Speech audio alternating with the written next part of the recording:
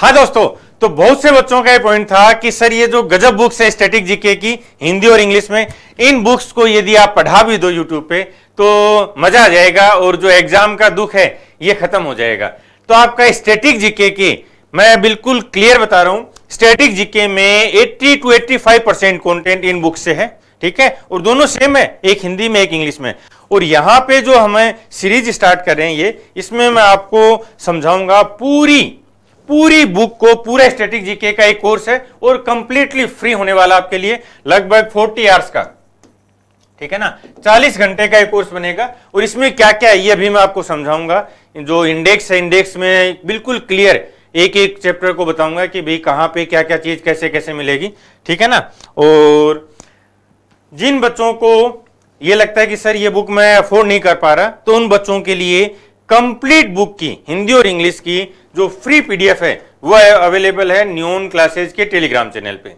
और जो बच्चे अफोर्ड कर सकते हैं उनको ये बुक जरूर खरीदनी चाहिए, क्योंकि जब आप मार्क करके पढ़ते हो, अपना छोटे छोटे नोट्स बना के पढ़ते हो ना, तो उसके साथ बार बार रिवीजन होता है, तो स्कोर करना, उसको लंबे टाइम तक याद रखना आसान होता है, ठीक है ना। और ये जो फॉर्म है ये हैंडबुक है, ये भी बता दूं, ठीक है ना, टॉपर्स हैंडबुक है, क्लियर है। इसमें बहुत ही सिस्टमेटिक वे में अरेंज किया है। तो जिन बच्चों को यदि परचेज करनी है तो वो एक प्रीव्यू देखना चाहते हैं, ठीक है, तो भी आप जाके यहाँ पे ये टेलीग्राम चैनल देख लो, नियॉन क्लासेज, ठीक है ना, इस पे आपको टेलीग्राम चैनल पे मिल जाएगी। मैं इसका लिंक भी नीचे डलवा दूंगा, ठीक है। अब आपका चाहे सीजीएल हो, चाहे एनटीपीसी हो, रेलवे हो, हर एग्जाम में स्टैटिक जीके का हम 80 to 85% कवर कर रहे हैं, ठीक है। इतना पार्ट आपका इन क्लासेस से, इस बुक से कवर हो जाएगा, ठीक है ना। अब इसको एक बार मैं आपको पूरा इंडेक्स बता देता हूं, ठीक है ना, कैसे कैसे पार्ट में डिवाइड किया है। हाँ, और जिन बच्चों को मैथ्स में प्रॉब्लम आ रही है उनके लिए गजब बैच है, अवेंजर्स वीओडी बैच है, और कंप्लीट कॉन्सेप्ट है, पूरी प्रैक्टिस है, और 2 साल की वैलिडिटी है, ठीक है ना। तो मैथ्स का डर खत्म कर देगा, आप ये बैच ज्वाइन कर सकते हो। और मैथ्स में यदि आपको एक नया डायमेंशन देखना है ना, थॉट प्रोसेस डेवलप करनी है, तो ये बैच जरूर ज्वाइन करना चाहिए। आओ, सबसे पहला chapter state and union territories, ठीक है ना। तो ऐसे चैप्टर वाइज बहुत ही सिस्टमेटिक, देखो नेशनल सिंबल है, फिर एक एक पॉइंट को डिफाइन किया गया है बहुत सिस्टमेटिक तरीके से। फिर नेबरिंग कंट्रीज है, इंपॉर्टेंट स्कीम्स हैं, बार बार क्वेश्चन आते हैं यहाँ से, इंटरनेशनल ऑर्गेनाइजेशन है, यूनिसेफ है, WHO है, यूनेस्को है, हर एक पार्ट को जो भी आपके एग्जाम में क्वेश्चन पूछा गया ना, हर एक चीज यहाँ पे मिलेगी। फिर रिसर्च ऑर्गेनाइजेशन है, फिर art and culture. Yes, art and culture में बच्चों को बहुत दिक्कत भी आती है और कोई भी कंटेंट सिस्टमेटिक नहीं है। देखो क्लासिकल डांस है, उनके आर्टिस्ट हैं, फोक डांस है, लैंग्वेज है, इंडियन कल्चर है, ठीक है ना। तो बहुत सिस्टमेटिक वे में आप ये चीज नोट करना, और जितने एग्जाम में क्वेश्चन है ना सारे आपको यहाँ पे मिलेंगे, ठीक है। चाहे वो म्यूजिक हो, इंस्ट्रूमेंट हो, या नाटक अकेडमी अवार्ड्स हो, समझ रहे हो। तो हमने पूरी कोशिश की है कि आपको सारा जो कंटेंट है वो एक जगह हो और बहुत ही सिस्टम के साथ हो, ठीक है ना। फेमस फोक आर्ट्स है, मार्शल आर्ट्स है, ड्रेस है, डिशेज है, हैंडीक्राफ्ट है, जितने तरह की क्वेश्चन बन सकते हैं सारे आपको मिल जाएंगे। ट्राइब्स आ गया, वर्ल्ड हेरिटेज साइट्स आ गया, ठीक है, वाइल्ड लाइफ आ गया, बायोस्फीयर रिजर्व, नेशनल पार्क, इस टाइप के क्वेश्चन आते हैं, ठीक है। फिर आ गया इंपॉर्टेंट डेज और थीम्स, बुक एंड ऑथर्स। लगातार पिछले 3-4 साल में आपने देखा होगा कि बुक्स एंड ऑथर्स पे क्वेश्चंस आते हैं। अब प्रॉब्लम क्या है कि जैसे मान लो एक ऑथर है कालिदास, तो कालिदास की कोई बुक कहीं किसी एग्जाम में आएगी, कोई कहीं आएगी, समझ रहे हो। तो हमने क्या किया है कि इनको सिस्टमेटिक डिवाइड कर दिया। एंशिएंट इंडिया के जितने बुक्स हैं उनके ऑथर्स, फिर मिडिवल का, ठीक है ना, फिर प्रेसिडेंट, प्राइम मिनिस्टर्स कि जैसे कई बार होता है ना कि आर नारायणन द्वारा कौन सी बुक लिखी गई है, तो स्पोर्ट्स और स्पोर्ट्स पर्सनैलिटीज की जो बुक्स हैं, तो सारा सिस्टमेटिक है, ठीक है ना। और दूसरा पॉइंट, आपको ये लगता है कि सर मैं केवल ही बुक वाले पार्ट में प्रॉब्लम फेस करता हूं, तो आप सीधा ये देखो ना यार, ठीक है, इस पार्ट को देख लो, आपके पास बुक है। फिर ये prominent leader in India, historical literature books हैं, फॉरेन ऑथर्स की भी हैं जो आपके अभी एग्जाम में पूछी गई हैं, ठीक है। फिर आता है इंडियन स्पेस प्रोग्राम, ये सारा पॉइंट एक साथ आ जाएगा। फिर एनर्जी सेक्टर, इनमें भी देखो एक एक चीज सिस्टमेटिक पॉइंट वाइज बना के दिया हुआ है, आपको जहां जिस पार्ट में प्रॉब्लम लगे आप उस पार्ट को जाके रेफर कर सकते हो, ठीक है ना। फिर इंडियन सिक्योरिटी सिस्टम आ गया, स्पोर्ट्स आ गया।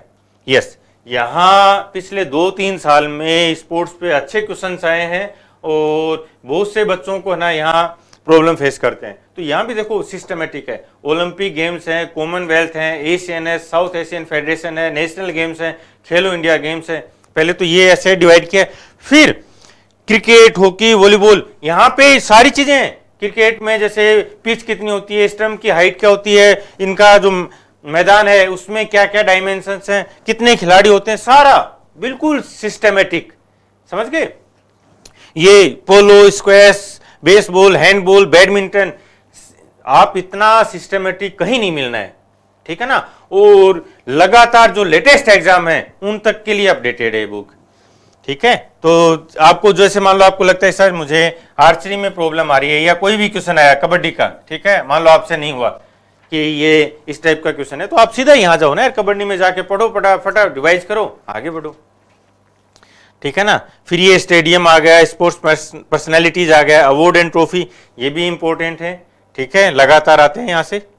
फिर ये भारत रत्न वगैरह सब आ गया आपका, ठीक है। फिर ये मिसलेनियस आ गया, और ये सारा कंटेंट, ठीक है ना, ये सारा कंटेंट हिंदी में भी अवेलेबल है, ठीक है। जो हिंदी मीडियम वाले बच्चे हैं उनके लिए भी उतने ही इंपॉर्टेंट हैं ये क्लासेज जो इंग्लिश मीडियम वाले बच्चे हैं, ठीक है। सारे ये आ गया, जैसे प्रमुख मठ हैं, हिंदू मंदिर हैं, मकबरे हैं, जो भी आपसे स्टैटिक जीके में पूछा जाएगा वो सारा कंटेंट यहाँ पे आपको मिलेगा, ठीक है। तो अब सिस्टमेटिक मैंने आपको बुक दे दी है, पीडीएफ दे दी है, और अब उनका पूरी बुक को पढ़ा भी दिया है, तो अब सिलेक्शन होना चाहिए, ठीक है। और एक जुनून के साथ पढ़ाई शुरू कर देना, ठीक है। लगभग 40 घंटे का ये सेशन रहेगा पूरा अपना, ये इंपॉर्टेंट है, फटाफट आपको रिवाइज करो। चलो शुरू करते हैं। Hello everyone, very good morning to all of you whoever is present over here. This is पूजा जायसवाल और मैं आप सभी का बहुत बहुत स्वागत करती हूँ न्यूऑन क्लासेस में। इंटरनेशनल ऑर्गेनाइजेशन के बारे में हम पढ़ने वाले हैं, ठीक है। इंटरनेशनल ऑर्गेनाइजेशन में सबसे पहला है संयुक्त राष्ट्र, यूनाइटेड नेशन, ठीक है। अब यहाँ पर आप देखो इसका हेडक्वार्टर कहाँ पर है, यहाँ पर आप क्या क्या याद करोगे, जितने भी इंटरनेशनल ऑर्गेनाइजेशन उसके headquarter most most most important है। तो यूनाइटेड नेशन का हेडक्वार्टर है न्यूयॉर्क में। आरआरबी एनटीपीसी 4/3/2021 में क्वेश्चन पूछा गया था कि इसका हेडक्वार्टर कहां पर है, ठीक है। कब फॉर्म हुआ था, कब गठन हुआ था, ये भी याद रखना। 1945 में गठन हुआ था, 24 अक्टूबर 1945 में। तब कितने कंट्रीज थे? 51 कंट्री, ठीक है। मेंबरशिप, अभी टोटल कितने मेंबर्स हैं इसके? 193 मेंबर है। लेटेस्ट में अभी हाल फिलहाल में किन्होंने ज्वाइन किया है? तो साउथ सुडान ने ज्वाइन किया है, ठीक है। ये सारा ही इंपॉर्टेंट है, ओके। इसके बाद देखो प्रेजेंट सेक्रेटरी जनरल, अभी उसके सेक्रेटरी जनरल कौन है? 9वें नंबर के हैं एंटोनियो गुटेरेस, पुर्तगाल के, ठीक है। अब ये वाला जो चीज है बच्चे, आप लोग एग्जाम के पहले चेक करना उस टाइम प्रेजेंट महासचिव कौन है, ठीक है। चेंज तो नहीं हो गए। नेक्स्ट है प्रथम महासचिव। जो प्रथम महासचिव कौन थे? नॉर्वे के ट्रिग्वे ली थे, ट्रिग्वे ली। उसके बाद देखो ऑफिशियल लैंग्वेज, इनका ऑफिशियल लैंग्वेज क्या है बच्चे? तो इनका ऑफिशियल लैंग्वेज है अरेबिक भी है, चाइनीज भी है, इंग्लिश भी है, फ्रेंच भी है, रशियन भी है, स्पेनिश भी है, ठीक है। इतने सारे एग्जाम में क्वेश्चन पूछा गया है। अब आगे चलते, क्या क्या इसकी विशेषताएं हैं, क्या क्या इसके काम है, clear. It was successor of league of nation, पहले यूनाइटेड नेशन के पहले लीग ऑफ नेशन नाम की एक संस्था थी। लीग ऑफ नेशन बच्चे मतलब बहुत सारे कंट्रियों का ग्रुप, उसी को बाद में यूनाइटेड नेशन बोल दिया गया। The United Nation is an inter governmental organisation to promote international cooperation, अंतरराष्ट्रीय सहयोग को बढ़ावा देने के लिए। फॉर एग्जाम्पल बच्चे, आपने देखा होगा जितने भी डेवलप्ड कंट्रीज है लाइक यूएस, चाइना, रशिया, ठीक है, उनके यहाँ इंडस्ट्रीज ज्यादा है, और इंडस्ट्री कम कहाँ है? अफ्रीका में कम है, ठीक है। इंडस्ट्री कम कहाँ है? सिंगापुर में कम है। इंडस्ट्री कम कहाँ है? बाली में कम है। तो बेसिकली बच्चे जो इंडस्ट्री है, इंडस्ट्री से जो पॉल्यूशन निकल रहा है वो तो हर एक कंट्री को इक्वली प्रभावित कर रहा है। वो ये नहीं देख रहा है कि ये यूएस के द्वारा ही निकाला गया है या रशिया के द्वारा ही निकाला गया है तो मैं यूएस और रशिया को ही प्रभावित करूं। वो तो हर एक कंट्री को इक्वली प्रभावित कर रहा है। इसीलिए इंटरनेशनल कोऑपरेशन है बच्चे कि हमें क्लाइमेट चेंज में सभी को सहयोग करना पड़ेगा, ठीक है। अब यहाँ पर आप देखो, जब क्लाइमेट चेंज आप लोग देखे होंगे तो जो डेवलप कंट्री है वो ज्यादा पैसा दे रहा है, डेवलपिंग कंट्री और अंडर डेवलप कंट्री कम पैसा दे रहे हैं। किस चीज के लिए? हम क्लाइमेट चेंज से कैसे बचे उस प्रयास के लिए, ठीक है। तो यहाँ पर बच्चे हर एक चीज, यहाँ पर मैंने क्लाइमेट चेंज का एग्जाम्पल लिया, चाहे आप किसी भी चीज का एग्जाम्पल ले लो। जैसे अभी आया था कोविड-19 बच्चे हर एक कंट्री एक दूसरे को हेल्प किए। कहीं भी बाहर इंडिया के किसी भी कंट्री में या फिर नेपाल में जब 8.5 को अर्थक्वेक आया था, पूरे दुनिया भर से लोगों ने क्या किया? तो सप्लाई किया, कोई फूड सप्लाई किया, कोई मेडिसिन सप्लाई किया, जो भी हो सकता था अपने तरीके से सप्लाई कर रहे थे, क्योंकि नेपाल का तो पूरा अर्थव्यवस्था ध्वस्त हो चुका है, उनके पास पैसे कहां से रहेंगे। तो अगर आसपास के लोग सपोर्ट नहीं करेंगे तो इस केस में वो कैसे सरवाइव कर पाएंगे। तो यही है इंटरनेशनल कोऑपरेशन। जैसे हमारे घर में किसी एक सदस्य का तबीयत खराब होता है, हम सभी साथ आ जाते हैं, पूरी फैमिली साथ आ जाती है, वैसे ही अगर किसी एक कंट्री को भी कोई भी आपदा आ जा रही है तो पूरी ऑल ओवर कंट्री, अपना पूरे ऑल ओवर वर्ल्ड जो है सप्लाई करते हैं। जैसे अफ्रीका में आपने देखा होगा बीच में इबोला वायरस आया था, वो इबोला वायरस सिर्फ अफ्रीका में था, लेकिन देश भर से दुनिया के लोग क्या कर रहे थे? अफ्रीका में मेडिसिन सप्लाई कर रहे थे, अफ्रीका में जो भी फूड सप्लाई कर रहे थे, जो भी हेल्प कर सकते हैं वो कर रहे थे। यही है इंटरनेशनल कोऑपरेशन। मतलब यहाँ पर एक बॉडी है, ये एक प्लेटफॉर्म है जहां पर डिसाइड किया जाता है कि क्या क्या देश का मुद्दा है, मतलब पूरा वर्ल्ड क्या क्या प्रॉब्लम फेस कर रहा है। अब यहाँ पर आप देखो बेसिकली जैसे भारत सरकार है, भारत सरकार क्या करता है? तो भारत सरकार ये डे टू डे लाइफ में सोचता है कि कैसे रोजगार पैदा करे, कैसे किसानों को पानी की सुविधा अप्लाई करे, कैसे हर किसी को ऋण मिल जाए, कैसे यहाँ की युवाओं को रोजगार मिल जाए, कैसे हम अपना गरीबी को कम करें, कैसे कुपोषण को कम करें। वैसे ही जब यहाँ पर यूनाइटेड नेशन साथ में बैठती है तो वो ये बात वर्ल्ड लेवल में सोचती है कि पूरे विश्व में कितने आबादी है, आबादी को कैसे लिमिट करें। क्लाइमेट चेंज हो रहा है, जल स्तर बढ़ रहा है, सी लेवल बढ़ रहा है, पूरे अंटार्कटिका और ग्रीनलैंड के सारे वो बेसिकली क्या है, आइस पिघल रहे हैं। तो किस तरीके से इस प्रॉब्लम को सॉल्व करें, ये वर्ल्ड स्तर में सोचा जाता है, ठीक है।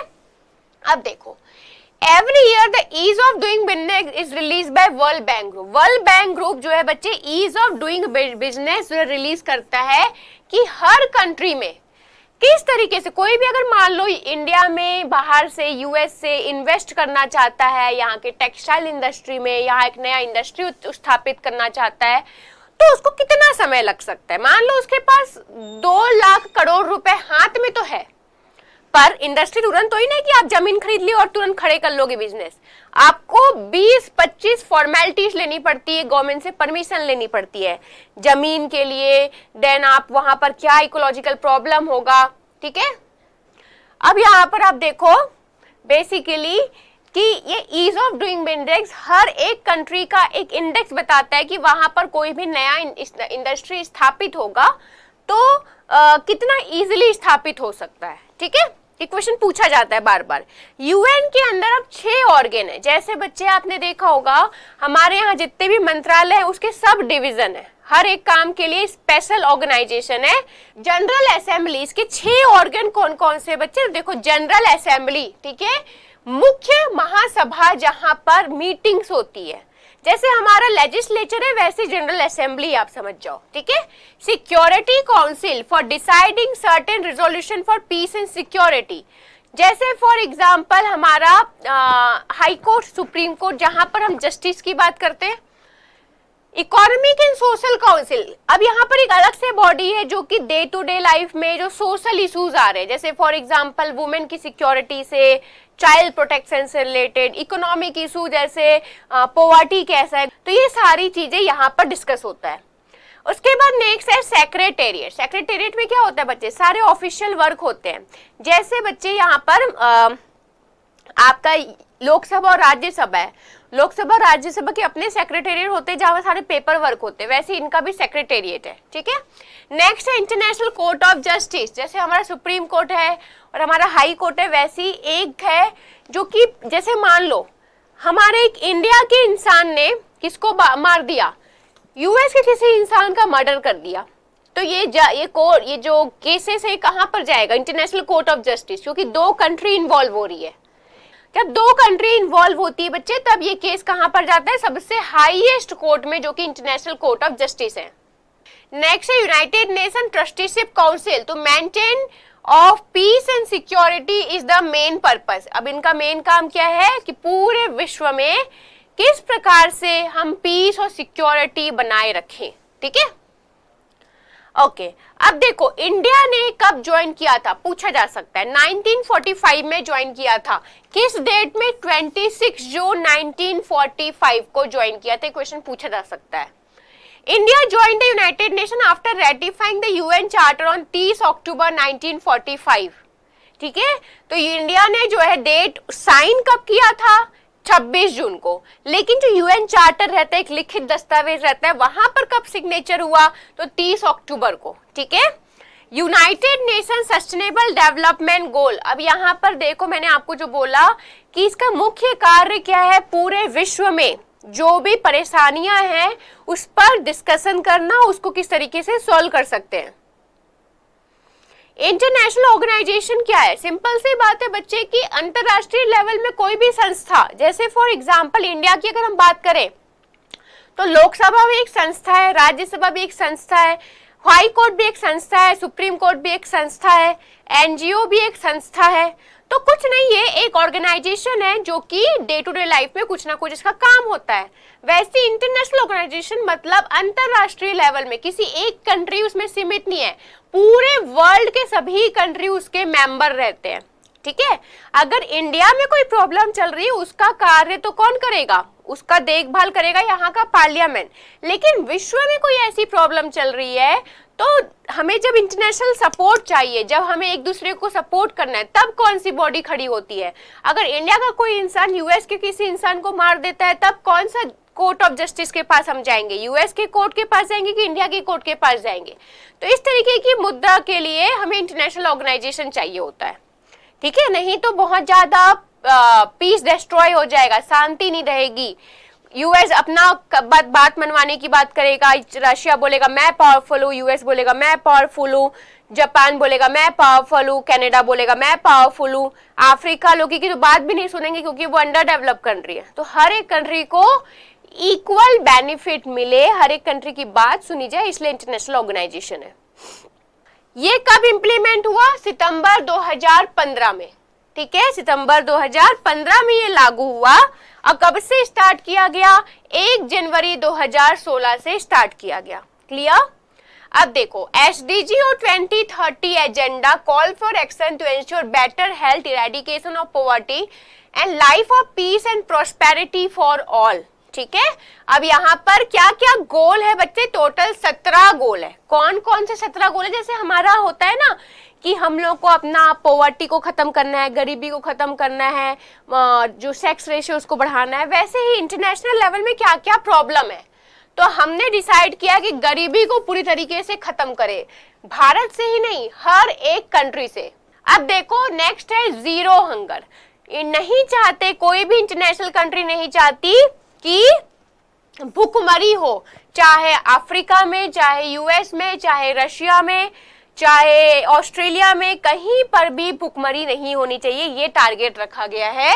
गुड हेल्थ और वेलबींग होना चाहिए, ठीक है, अच्छा हेल्थ होना चाहिए। क्वालिटी एजुकेशन, हर एक कंट्री में अच्छा एजुकेशन प्रोवाइड किया जाए। जेंडर इक्वालिटी, लैंगिक समानता, कहीं पर भी मैन और वुमेन के बीच में भेदभाव ना किया जाए। साफ पानी और स्वच्छता, साफ पानी और स्वच्छता में क्या है कि हर किसी को सैनिटेशन की सुविधा मिलनी चाहिए, हर किसी के घर में टॉयलेट फैसिलिटी होनी चाहिए और स्वच्छ पानी मिलना चाहिए। ठीक है, नेक्स्ट है सस्ती और स्वच्छ ऊर्जा, एफोर्डेबल एंड क्लीन एनर्जी, मतलब कि हमें कोल यूज नहीं करना है, हमें क्या यूज करना है, green energy, solar power, hydro power. ठीक है, decent work and economic growth, हर किसी का अर्थव्यवस्था बढ़ती जाए। इंडस्ट्री, इनोवेशन एंड इंफ्रास्ट्रक्चर, जैसे अंडर डेवलप कंट्री है वो डेवलप कैसी होगी, वहां के लोगों को रोजगार कैसे मिलेगा, तो वहां पर बड़े बड़े इंडस्ट्री स्थापित हो। ठीक है, रिड्यूस इनइक्वालिटी, किसी भी प्रकार की इनइक्वालिटी, असमानता ना हो, चाहे पैसों के मामले में चाहे सामाजिक मामले में। सतत शहर और समुदाय, सस्टेनेबल सिटीज, मतलब सिटी जो है उसमें सारी मूलभूत सुविधाएं, हमने तो इंडिया के बारे में बात की ना, स्मार्ट सिटी, वर्ल्ड के बारे में बात किया जा रहा है कि वर्ल्ड के सारे सिटी में क्या होना चाहिए, मूलभूत सुविधाएं होनी चाहिए, चाहे अगर बात करो स्ट्रीट लाइट की, प्रॉपर रोड फैसिलिटी की, सारे कुछ होने चाहिए। रिस्पॉन्सिबल कंजम्पशन एंड प्रोडक्शन, ऐसा नहीं कि आप कुछ भी यूज कर रहे हो। ठीक है, बीच में क्या आया था, आपको पॉलिथीन नहीं यूज करना है, क्योंकि हमारा रिस्पॉन्सिबिलिटी है कि हम एनवायरनमेंट को प्रभावित ना करें, तो कुछ भी यूज नहीं करना है और कुछ भी प्रोड्यूस नहीं करना। प्लास्टिक वाले क्यों प्लास्टिक बना रहे हैं, टोबैको वाले टोबैको क्यों बना रहे हैं, जब हमारे हेल्थ के लिए हानिकारक है तो, और हम भी अनावश्यक तरीके से इसको यूज ना करें। ठीक है, क्लाइमेट एक्शन, जलवायु क्रिया, क्लाइमेट एक्शन पे ध्यान दिया जा रहा है। लाइफ बिलो वाटर, ऐसा नहीं कि पानी को आप अपना जो नाली का पानी है उसको समुद्र में मिलाते जा रहे हो, भाई उस पानी में भी कोई जीव रहता है, उसकी क्या गलती है, उसको गंदा पानी क्यों दे रहे हो आप लोग, ये तो आपकी करतूतें हैं। ठीक है, लाइफ ऑन लैंड, जितने भी लाइफ है लैंड में, भूमि के ऊपर, एक चींटी से लेके, एक चूहे से लेके, एक बिल्ली से लेके, हर किसी को जीने का हक है। ठीक है, peace, justice and strong institution, कोशिश की जाए कि हर किसी को पीसफुली रहने दिया जाए, ऐसा नहीं कि हम पावरफुल कंट्री है तो हम बाली वालों को परेशान कर रहे हैं, पास में नेपाल वालों को परेशान कर रहे हैं, भूटान वाले को, म्यांमार वाले को। ठीक है, पार्टनरशिप फॉर द गोल्स, हमको जो इंटरनेशनल गोल है जैसे क्लाइमेट एक्शन, जैसे पोवर्टी, इन सभी में एक साथ जुट के हमें साहस करना है। जैसे अर्थक्वेक आ गया तो हम सभी को एक साथ आना है, ऐसा नहीं है वो इंडिया में आया है या रशिया आया तो रशिया वाले देखेंगे, या चाइना में आया चाइना वाले देखेंगे, हम सभी को एक साथ आना है। ठीक है, ह्यूमैनिटी के तौर पे, इंसानियत के तौर पे। ये 17 गोल्स थे। अब इसके बाद है United nation general assembly, headquarter क्या है इसका, न्यूयॉर्क सिटी। जनरल असेंबली मतलब जैसे हमारा लोकसभा राज्यसभा है जहां पर डिस्कशन होता है, वैसी वो जनरल असेंबली जहां पर डिस्कशंस होते हैं, सारे कंट्री के मेंबर्स वहां पर जाते हैं। कब फॉर्म हुआ था, 1945 में। कितने सदस्य हैं, 193 सदस्य हैं। अभी के हाल फिलहाल में प्रेसिडेंट कौन है, तो साबा कोरोसी। ठीक है, इसके क्या फीचर हैं, तो General Assembly is one of 6 principal organ of the United Nation and only one each will member has equal representation, its power are to oversee the budget of United Nation, appoint 10 permanent member. अब इसका काम क्या है, सारे day to day life पे जो problems हो रही है उसका डिस्कशन करना। ये यहाँ पर जैसे पार्लियामेंट में बजट पास होता है वैसे यहाँ पर बजट पास होता है। भाई कोई अगर मान लो इस यहाँ पर ये डिसीजन लिया गया कि हमें जो है 2% कार्बन कम करना है, कार्बन कम करने के लिए जो भी स्टेप्स लेना पड़ेगा उसके लिए बजट पैसे चाहिए, तो ये बजट यहाँ पर पास होता है। ठीक है, receive report from other parts of United nation, इसके अंदर बहुत सारी बॉडीज है, उन सभी का ये ओवरसी करता है। ठीक है, अब देखो United nation security council, headquarter क्या है, न्यूयॉर्क है। ठीक है, फॉर्मेशन क्या है, 24 अक्टूबर 1945 को ये फॉर्म हुआ था। ठीक है, मेंबरशिप, इसमें टोटल 10 नॉन परमानेंट मेंबर रहते हैं जो चेंज होते रहते हैं। Clear, feature, The United Nations Security Council is one of the 6 principal organ of the United Nations. It's charged with maintenance of international peace and security as well as accepting new members to the United Nations, approving any changes to United Nations Charter. Critics of the council often describe it as an undemocratic international. अब देखो इसका मुख्य काम क्या है, piece का। Security council का काम क्या है, सुरक्षा का, ठीक है। तो सुरक्षा किससे, किसी भी प्रकार की आपदा हो जाती है तो यूएन भागीदारी लेता है, यूएन सामने आता है। जैसे फॉर एग्जांपल अगर नेपाल में क्या हो रहा है, नेपाल में या फिर चाइना में अर्थक्वेक आ गया 10.5 का, तो यूएन सामने आएगा, यूएन सभी से बात करेगा कि किस तरीके से हम चाइना में हेल्प कर सकते हैं, ठीक है। उसके बाद देखो जर्मनी जो है यहाँ का परमानेंट मेंबर नहीं है, ठीक है। India was elected to non permanent member, कब से, 2021 से।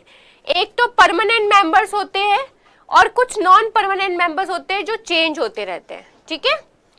नेक्स्ट बॉडी संयुक्त राष्ट्र आर्थिक और सामाजिक परिषद, हेडक्वार्टर है इसका भी न्यूयॉर्क सिटी। इसके जितने भी ऑर्गेन्स है सबका याद रखना है, हेडक्वार्टर न्यूयॉर्क सिटी ही पढ़ रहे हैं हम लोग।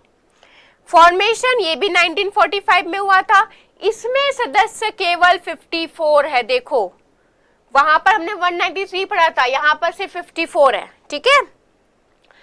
इसका हेड कौन है, तो लचेर जारा स्टोएवा, अभी 2022 से। आप लोग जब एग्जाम दोगे बच्चे तो एक बार इसको चेक करना कि चेंज तो नहीं हुए हैं, ठीक है। दिस काउंसिल वर्क्स ऑन, या परिषद विभिन्न संगठनों जैसे WHO, WTO, विश्व बैंक, यूएनईपी, यूनेस्को, यूनिसेफ आदि के सहयोग से आर्थिक, सामाजिक और पर्यावरणीय मुद्दों पर काम करता है। आर्थिक, सामाजिक, सामाजिक मतलब वुमेन राइट पे बात करता है, कल इंटरनेशनल, कल वुमेन्स डे था, ठीक है। वुमेन्स राइट पे बात करता है, इकोनॉमिक इशू पे बात करता है, जो भी इंटरनेशनल मुद्दे से टीबी जैसे एड्स, कितने सारे लोग एड्स से प्रभावित है पूरे विश्व भर में, ठीक है। तो इन सभी चीजों पे ये बात करता है कि किस तरीके से उसका हम सॉल्यूशन निकाल सकते हैं, ठीक है। नेक्स्ट है United nation trusteeship council, clear. अब यहाँ पर देखो ये कब फॉर्म हुआ था, 1945 में फॉर्म हुआ था। मेंबर कंट्री कौन है, टोटल 12 कंट्री है। हेडक्वार्टर क्या है, न्यूयॉर्क है। प्रेसिडेंट कौन थे, नथाली ब्रॉडहर्स्ट एस्टीवल, ठीक है। अब देखो इसके फीचर क्या है, तो फीचर है बच्चे, with the independence of the Pacific island Palau in the year 1984 the function of trusteeship council came to end, ठीक है। यहाँ से इसका फंक्शन पूरा खत्म हो गया। उसके बाद आता है international Court of justice. Simple सा चीज है, नाम से समझ में आ रहा है। जस्टिस मतलब क्या, जैसे यहाँ का सुप्रीम कोर्ट, हाई कोर्ट है, वैसी इंटरनेशनल लेवल में, अंतरराष्ट्रीय लेवल में जस्टिस डिलीवर करता है। कोई भी केसेस होगा तो यहाँ पर जाता है, ठीक है। हेडक्वार्टर कहाँ है, हेग में। 1945 में फॉर्म हुआ था। टोटल मेंबर्स कितने हैं, 193 है यहाँ पर भी। अभी इसके प्रेसिडेंट कौन है, तो यूएसए के प्रेसिडेंट है John E Donohue. Total number of जजेस कितने हैं, तो 15 जज है यहाँ पर। 9 साल का अवधि होता है, इनका अवधि 9 साल का होता है, ठीक है। वाइस प्रेसिडेंट कौन है, जज किरिल गेवोरियन, ठीक है। अब देखो इसका काम क्या है, तो फर्स्ट जुडिशियल, ठीक है, अंतरराष्ट्रीय न्यायालय संयुक्त राष्ट्र की प्राथमिक न्यायिक शाखा है। कोई भी इंटरनेशनल लेवल में अगर इशू होता है, कोई किसी का चोरी करता है या डाकू या फिर कोई किसी का सामान हड़प लेता है, तो ये सारा केस यहाँ पर जाएगा। इसका मुख्य कार्य राज्यों द्वारा प्रस्तुत कानूनी विवादों को निपटाना है और विविध अधिकृत अंतर्राष्ट्रीय शाखाओं, एजेंसियों, संयुक्त राष्ट्र महासभा द्वारा प्रस्तुत कानूनी प्रस्तुत पर सलाहकार राय प्रदान करना है। कोई भी इंटरनेशनल इशू होता है उसमें राय प्रदान करते हैं लोग, ठीक है। अब देखो फर्स्ट इंडियन जज of International Court of justice कौन से थे, जो इंडिया से थे यहाँ के जज, तो बेनेगल रामा राव थे, ठीक है। ये पॉइंट इंपॉर्टेंट है, याद रखना। फर्स्ट इंडियन प्रेसिडेंट, इंडिया से कौन थे जो यहाँ के प्रेसिडेंट बने थे, तो नागेंद्र सिंह 1973 में बने थे।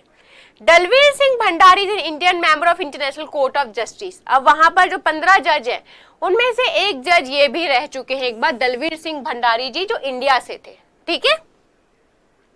नेक्स्ट बॉडी है यूनिसेफ। आपको हर एक बॉडी का क्या याद रखना है कि वो कब फॉर्म हुआ, मतलब किस ईयर में। कितने मेंबर कंट्री है, ठीक है, उसके बाद उसका हेडक्वार्टर कहाँ पर है, उसके करंट प्रेसिडेंट कौन है और उसका मुख्य काम क्या है, बस ये चीजें याद रखनी है, ठीक है। नेक्स्ट है United nation children fund, UNICEF, full form याद रखना, ठीक है। इसका भी हेडक्वार्टर कहाँ पर है, न्यूयॉर्क में है। कब फॉर्म हुआ था, 1946 में फॉर्म हुआ था। टोटल सदस्य कितने हैं, 191। हेड कौन है, कैथरीन मेरी रूसेल। फीचर क्या है, UNICEF is a United Nations program that provide long-term assistance to children and mothers in developing country. It is one of the member of United Nations. अब यहाँ पर आप देखो, यहाँ पर क्या बोला जा रहा है, तो डेवलपिंग कंट्री में क्या प्रॉब्लम है कि यहाँ के डेवलपिंग कंट्री के जो बच्चे हैं वो कुपोषित है, प्रॉपर उनको पोषण नहीं मिलता है, ठीक है।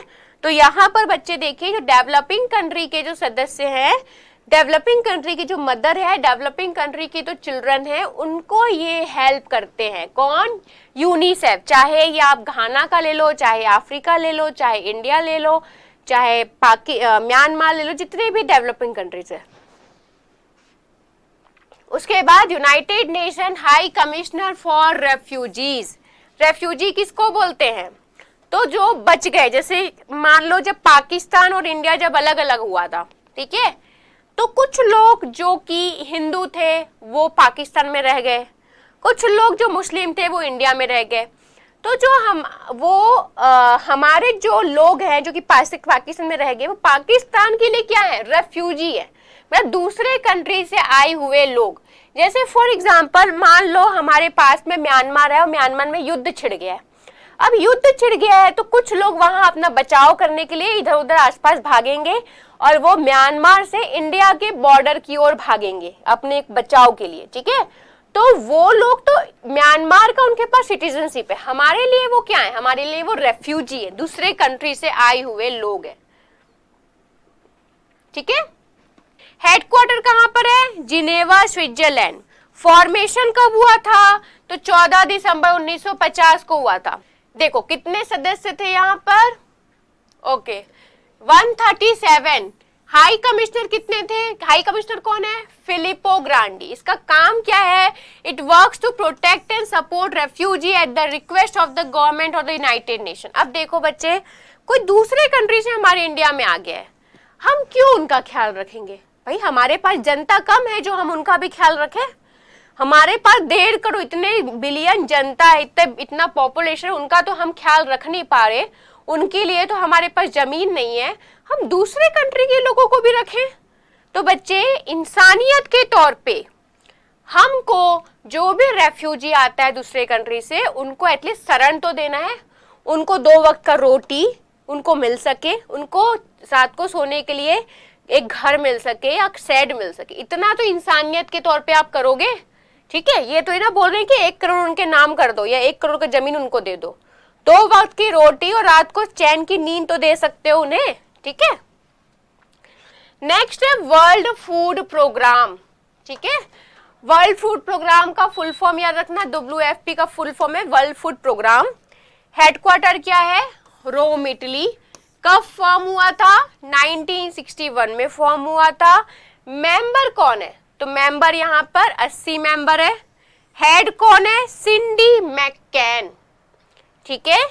इसका फीचर क्या है, तो it is a world largest humanitarian organisation addressing hunger and promoting food security. मान लो बच्चे आपदा आ जाती है, मान लो चाइना, रशिया, इंडिया सभी का पूरा अनाज ध्वस्त हो जाता है, खराब हो जाता है, हम लास्ट मोमेंट पे किसके पास जाएंगे, तो वर्ल्ड फूड प्रोग्राम के पास जाएंगे। ये हमें खाना अवेल करवाएगा फ्री ऑफ कॉस्ट, ठीक है। तो कोई भी इंटरनेशनल अगर कहीं पर भी भुखमरी होती है तो ये कहाँ पर जाते हैं, वर्ल्ड फूड प्रोग्राम के पास जाते हैं, ठीक है। नेक्स्ट है अंकटाड। अंकटाड का फुल फॉर्म याद रखना, अंकटाड का फुल फॉर्म क्या है, United nation conference on trade and development, ठीक है। इसका हेडक्वार्टर क्या है, जेनेवा। फॉर्मेशन कब हुआ था, 1964 में हुआ था। मेंबरशिप टोटल 195 मेंबर है। सेक्रेटरी जनरल कौन है, रेबेका ग्रीनस्पैन है, ठीक है। फीचर क्या है, तो UNCTAD is the principal organ of the United Nations General Assembly dealing with trade, investment and development issue. ठीक है, तो इंटरनेशनल लेवल में जो ट्रेड होता है, अब आप देखो कोई भी नहीं बोल सकता कि पैसिफिक ओशन हमारा है, इंडियन ओशन हमारा है, सिर्फ हमारी ही जहाज जाएगी, कोई किसी का ओनरशिप नहीं है ओशियन पे, यहाँ पर फ्री ऑफ कॉस्ट ट्रेड जाते हैं, ठीक है, सभी के जहाज जाते हैं वहां से।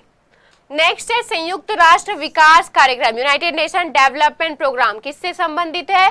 तो पूरे विश्व स्तर में डेवलपमेंट कैसे होगा उससे संबंधित है, ठीक है। हेडक्वार्टर न्यूयॉर्क सिटी, फॉर्मेशन कब हुआ था? 1965 में हुआ था। टोटल कंट्री कितनी है? मेंबर 177 है। हेड कौन है? अचीम स्टेनर है। फीचर क्या है? तो UNDP advocate for change and connect country to knowledge, experience and resource to help people build a better life, ठीक है। जो हम ह्यूमन डेवलपमेंट रिपोर्ट निकालते हैं, ये भी इसमें हेल्प करता है कि पूरे विश्व में डेवलपमेंट हो। डेवलपमेंट सिर्फ यूएस तक सही सीमित नहीं होना चाहिए, या रशिया तक नहीं, या चाइना तक ही सीमित नहीं होना चाहिए, पूरे विश्व में डेवलपमेंट हो, इसकी बात की जा रही है। क्लियर? नेक्स्ट है यूनाइटेड नेशन पॉपुलेशन फंड, इसका फुल फॉर्म आप लोग याद रखना, United Nation population fund. Headquarter है न्यूयॉर्क सिटी में, फॉर्मेशन है 1969 में फॉर्म हुआ था, और हेड है नटालिया कनेम जी, ठीक है।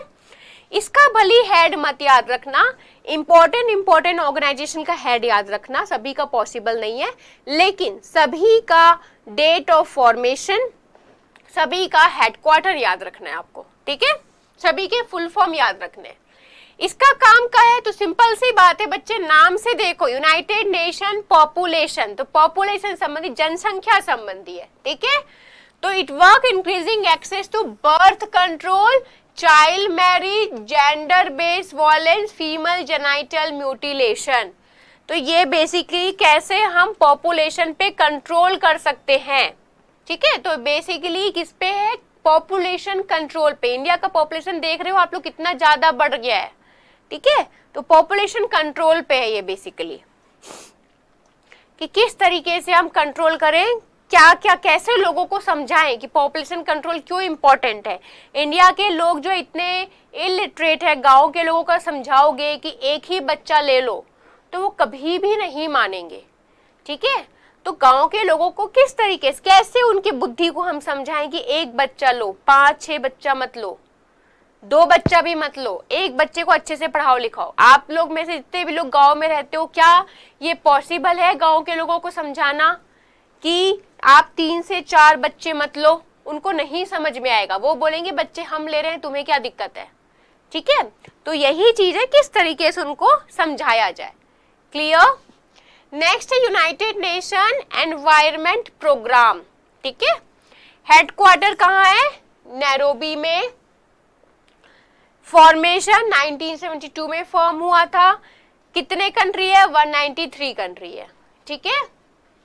उसके बाद देखो इसके हेड कौन है? इंगर एंडरसन, ठीक है। अब इसका काम क्या है? एनवायरमेंट प्रोग्राम, एनवायरमेंट संबंधी जो भी इशू एनवायरमेंट को प्रभावित कर रहा है, चाहे ज्यादा इंडस्ट्री होने के वजह से, या फिर अभी देखना ठंड में बारिश हो रही है, बारिश में ठंड होती है, कोई पूरा उल्टा सीधा मौसम चल रहा है, तो ये सारी चीजों को टैकल करता है, ठीक है। is an agency of United Nations that coordinates its environmental activity, assisting developing country in implementing environmental sound policies. ये सारे कंट्री को क्या करता है? तो बैठ के डिस्कस करते हैं कि कौन ज्यादा पोल्यूशन कर रहा है। डेवलपिंग कंट्री से बात की जाती है कि भैया आप लोग जो नया इंडस्ट्री स्थापित कर रहे हो, उसमें किस नए तरीके से हम जो है काम कर सकते हैं। ओके, अब यहाँ पर चलो, यहाँ पर आओ, ठीक है। तो बेसिकली क्या है बच्चे? एनवायरमेंट, ठीक है। तो एनवायरमेंट को प्रभावित, जो भी चीजें प्रभावित करता है, उस पे यहाँ पर डिस्कशन किया जाता है। क्लियर? नेक्स्ट है यूनाइटेड नेशन एनवायरमेंट प्रोग्राम। कब हुआ था बच्चे? दिल्ली में एक बार हो चुका है ये, ठीक है। इंटरनेशनल टेलीकम्युनिकेशन यूनियन, हेडक्वार्टर कहाँ पर है? जेनेवा में। फॉर्मेशन कब हुआ था? 1865 में। मेंबरशिप टोटल 193 कंट्री है। हेड याद रखने की जरूरत नहीं है आप लोग को। फीचर क्या है? तो ITU originally the international telegraph union is specifically agency that is responsible for issue that concern information communication technology. अब ये बच्चे ICT से रिलेटेड है कि आपने देखा होगा हम US के लोगों से व्हाट्सएप में बात कर लेते हैं, ठीक है, हम रशिया के लोग इतने दूर दूर से हम कैसे बात कर लेते हैं। सेकेंड चीज, अगर उनकी कंट्री अलाउ नहीं करती तो, ठीक है, तो बेसिकली हर कंट्री एक दूसरे के साथ कोऑपरेट करती है, एक दूसरे के सिटीजन को कांटेक्ट करने में मदद करती है, इसको बोलते हैं ICT, टेली कम्युनिकेशन में मदद करती है। क्लियर?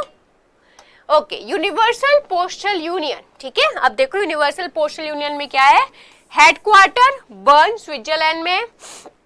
फॉर्मेशन कब हुआ था? 1874 में। इसका याद रखते को 1874 में फॉर्म हो चुका था ये। मेंबरशिप 192 है, हेड याद रखने की जरूरत नहीं है। Universal Postal Union is specialised agency of the United Nation that coordinate postal policies among member nation in addition to the world wide postal system. Postal system को एक कंट्री दूसरे कंट्री में भेजने में मदद करता है, ठीक है। नेक्स्ट है इंटरनेशनल लेबर ऑर्गेनाइजेशन, पूरे विश्व के लेबर को जो भी प्रॉब्लम हो रही है उससे संबंधित बातें ये करते हैं, ठीक है। हेडक्वार्टर जेनेवा में है, फॉर्मेशन 1919 में हुआ था, टोटल कंट्री 187 है, हेड मत याद रखना। ILO is a United nation agency dealing with labour issue, particularly international labour standard, social protection. ऐसा नहीं कि भाई US में आप जो है जा रहे हो और आपको बोला जा रहा है कि आपको 7 दिन काम करना पड़ेगा, या फिर आपको किसी भी इंडस्ट्री के अंदर भेज दिया जा रहा है विदाउट एनी प्रोटेक्शन गियर। आपने अगर बड़े बड़े माइंस के अंदर जाते हो तो आपको पूरा एक कवर दिया जाता है, हाथ पैर सब कुछ कवर करने के लिए, आपको कोई भी फोर्स नहीं कर सकता कि बिना उसके जाओ। तो ये सारी चीजें का ख्याल रखता है, ये जो भी लेबर से संबंधी इशू है पूरे विश्व में उसकी बातें ये करेगा, उस मुद्दा को सामने ये लेकर आता है, ठीक है। नेक्स्ट है इंटरपोल। इंटरपोल बहुत इंपॉर्टेंट है, फुल फॉर्म है इंटरनेशनल क्रिमिनल पुलिस कमीशन। अगर बच्चे इंडिया में कोई क्राइम करके इंडिया से बाहर चले जाता है, कनाडा में चले जाता है, फिर वो इंडिया की पुलिस उसको नहीं पकड़ेगी। इंडिया की पुलिस किससे कांटेक्ट करेगी? इंटरनेशनल पुलिस कमीशन से। उनको बताएगी कि हमारे यहाँ से एक मुजरिम भाग गया है, उसको पकड़ने में मदद करो। लेकिन इंडिया की पुलिस ऐसा नहीं है कि आप रशिया जाके या फिर कनाडा या चाइना जाके वहां पर पकड़ेगी। वहां पर पकड़ेगा कौन? तो इंटरपोल पकड़ेगी, ठीक है। तो इंटरनेशनल लेवल में मुजरिम को पकड़ने का काम कौन करता है? इंटरपोल करता है। इंटरपोल हेडक्वार्टर कहाँ पर है? लॉयन फ्रांस में। क्लियर? 1923 में फॉर्म हुआ था। टोटल मेंबर्स कितने हैं? 196 है। मोटो क्या है? ये इंपॉर्टेंट है, मोटो याद रखना, connecting police for a safer world, ठीक है। प्रेसिडेंट कौन है? Ahmed Naser Al Raisi. Feature Interpol organisation facilitating international police cooperation, पूरे विश्व के पुलिस में आपसी कोऑपरेशन में मदद करता है, ठीक है। इंटरनेशनल मुद्रा कोष, इंटरनेशनल मॉनेटरी फंड। अब बच्चे जैसे हमारा RBI है, अगर पैसे की जरूरत पड़ती है हर एक बैंक को, तो बैंक किसके पास जाता है लास्ट मोमेंट पे? RBI के पास। वैसे ही अगर हर एक कंट्री को पैसे की जरूरत है वो कहाँ जाता है? इंटरनेशनल मॉनेटरी फंड के पास। ये पूरे विश्व का बैंक है, समझ जाओ आप, ठीक है। हेडक्वार्टर है वॉशिंगटन DC अमेरिका में। फॉर्मेशन कब हुआ था? तो 1945 में। मेंबर कितने हैं? 190 है। मैनेजिंग डायरेक्टर कौन है? क्रिस्टालिना है। चीफ इकोनॉमिस्ट कौन है? पायरे है। फीचर क्या है? Is to global poverty, encouraging international trade and promoting financial stability and economic growth. जैसे बच्चे RBI का जो जो काम होता है ना, सेम काम इसका है विश्व के स्तर में, ठीक है। उसके बाद नेक्स्ट है यूनेस्को। फुल फॉर्म याद रखना, यूनेस्को का फुल फॉर्म है United Nation Educational Scientific and Cultural Organisation. Headquarter कहाँ पर है? पेरिस फ्रांस में। फॉर्मेशन 16 नवंबर 1945 को फॉर्म हुआ था। मेंबर कितने? 195 मेंबर है। हेड कौन है? ऑड्री है। फीचर क्या है? तो UNESCO is a specialised agency, its purpose is to contribute to peace and security by promoting international collaboration through education, science and cultural to further universal respect। ये basically बच्चे आपका ये सारा चीज, चाहे सोशल सिक्योरिटी, चाहे पीस है, चाहे एजुकेशन से रिलेटेड बातें हैं, चाहे कल्चरल, हमको जो है पूरे विश्व में हमको हर कंट्री को एक दूसरे के कल्चर को रिस्पेक्ट करना है, ठीक है। आपने देखा होगा कि यूएस में ज्यादा क्रिश्चियन है, क्रिश्चियन जो बच्चे शादियों में व्हाइट पहनते हैं, और हमारे यहाँ व्हाइट जब किसी की मृत्यु हो जाती है तो पहनते हैं, ठीक है।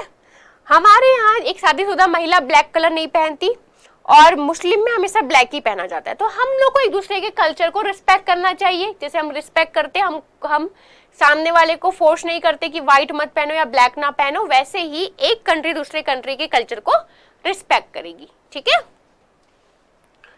नेक्स्ट, अच्छा एक और चीज कि जैसे इंडिया में हिंदू बहुत है, तो इंडिया कभी भी मुस्लिम कंट्रीज को नहीं बोलती, गल्फ कंट्रीज को, कि तुम लोग बकरे मत काटो या फिर नॉनवेज क्यों ज्यादा खाते हो। इंडिया में वेजिटेरियन ज्यादा है, लेकिन बाकी पूरे विश्व में नॉन वेजिटेरियन ज्यादा है। तो कभी भी इंडिया ये नहीं बोलती कि हमारे कल्चर के विरुद्ध है, हमेशा उन लोगों को सपोर्ट करती है, उनके कल्चर को रिस्पेक्ट देती है, ठीक है।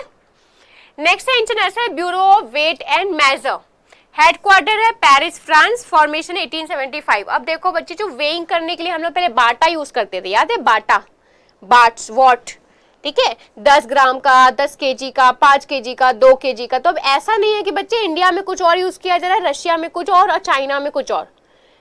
कॉमन था, इंटरनेशनली कॉमन था कि आप कहीं भी 2 केजी शक्कर लेने के लिए जाओगे आपको उतना ही अमाउंट मिलेगा। ऐसा नहीं है कि रशिया में ज्यादा और इंडिया में कम मिलता है, ठीक है। तो ये एक इंटरनेशनल स्टैंडर्ड था।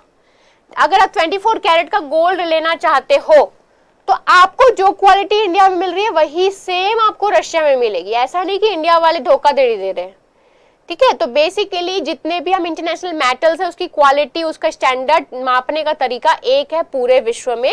ये निर्धारित कौन करता है? International Bureau of Weight and Measure, ठीक है। अब देखो, international group form by 4 newly industrial countries, Brazil, ठीक है। कौन सी कंट्री? बेसिक कंट्री, तो Brazil, South Africa, India and China. This 4 nation, ये 4 कंट्री जो है 2009 में साथ में आए थे, क्योंकि ये एक तरीके की कंट्री, बच्चे डेवलपिंग कंट्री है, इन सभी के में बेसिकली एक तरीके का प्रॉब्लम देख रहे हैं, इसलिए इन्होंने अपना एक ग्रुप बना लिया था, ठीक है। नेक्स्ट है वर्ल्ड बैंक, जैसे आरबीआई उसकी तरह वर्ल्ड बैंक भी है। हम लोग वर्ल्ड बैंक से कई बार लोन ले चुके हैं, हमारे यहाँ रोड बनाने के लिए, हमारे यहाँ गरीबी को कम करने के लिए, ठीक है। तो बेसिकली यहाँ पर देखो, हेडक्वार्टर कहाँ है? वॉशिंगटन डीसी में। फॉर्मेशन जुलाई 1944 में फॉर्म हुआ था।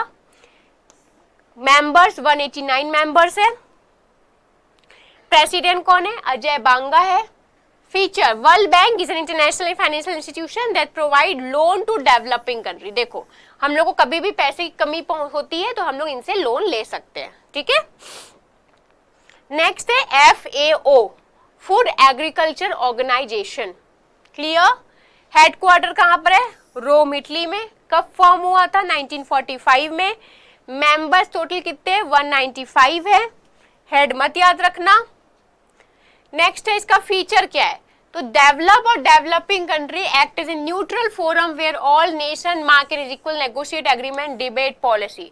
जो भी इंटरनेशनल लेवल में वर्ल्ड बैंक और IMF में कोई अंतर नहीं है। वर्ल्ड बैंक एक लोन है, हम लोग IMF के पास पैसा जमा करते हैं, बेसिकली वर्ल्ड बैंक के पास नहीं जमा करते हैं। मतलब IMF एक ऐसा है कि हम लोग पूरी कंट्री उसको वहां पर एक पैसा जमा करती है सभी के पास, ठीक है। तो बेसिकली जैसे आप समझ जाओ, हमारे यहाँ RBI भी है, SBI भी है, ठीक है, IDRB भी है, financial institution, non financial institute है, वैसे ही 2 अलग अलग बैंक्स हैं, ठीक है। Okay, International Civil Aviation Organisation, headquarter क्या था? मॉन्ट्रियल, कनाडा में है। कब फॉर्म हुआ था? 1944 में। मेंबर्स 193। अब सिविल एविएशन, ठीक है, इंडिया से कोई फ्लाइट जा रही है तो यूएस वाले ऐसा नहीं बोलेंगे कि हमारे पास रनवे में जगह नहीं है, ये इंडिया की फ्लाइट है, तुम अपना रनवे बनवाओ, ठीक है। तो बेसिकली क्या होता है यहाँ पर, ये सिविल एविएशन में सभी एक दूसरे को हेल्प करते हैं। यूएस से कोई फ्लाइट आ रही है, पाकिस्तान से कोई फ्लाइट आ रही है, इस्लामाबाद से कोई फ्लाइट आ रही है, तो हम ये नहीं बोलेंगे हम पाकिस्तान के फ्लाइट को नहीं रनवे देंगे, तो हम लोग एक दूसरे को सपोर्ट करते हैं, ठीक है। फीचर क्या है? It is a specialised agency of the United Nation, it codifies the principle techniques of international air navigation, foster the planning development, ठीक है, इंटरनेशनली सेफ एविएशन हो सके, इस पे मदद की जाती है।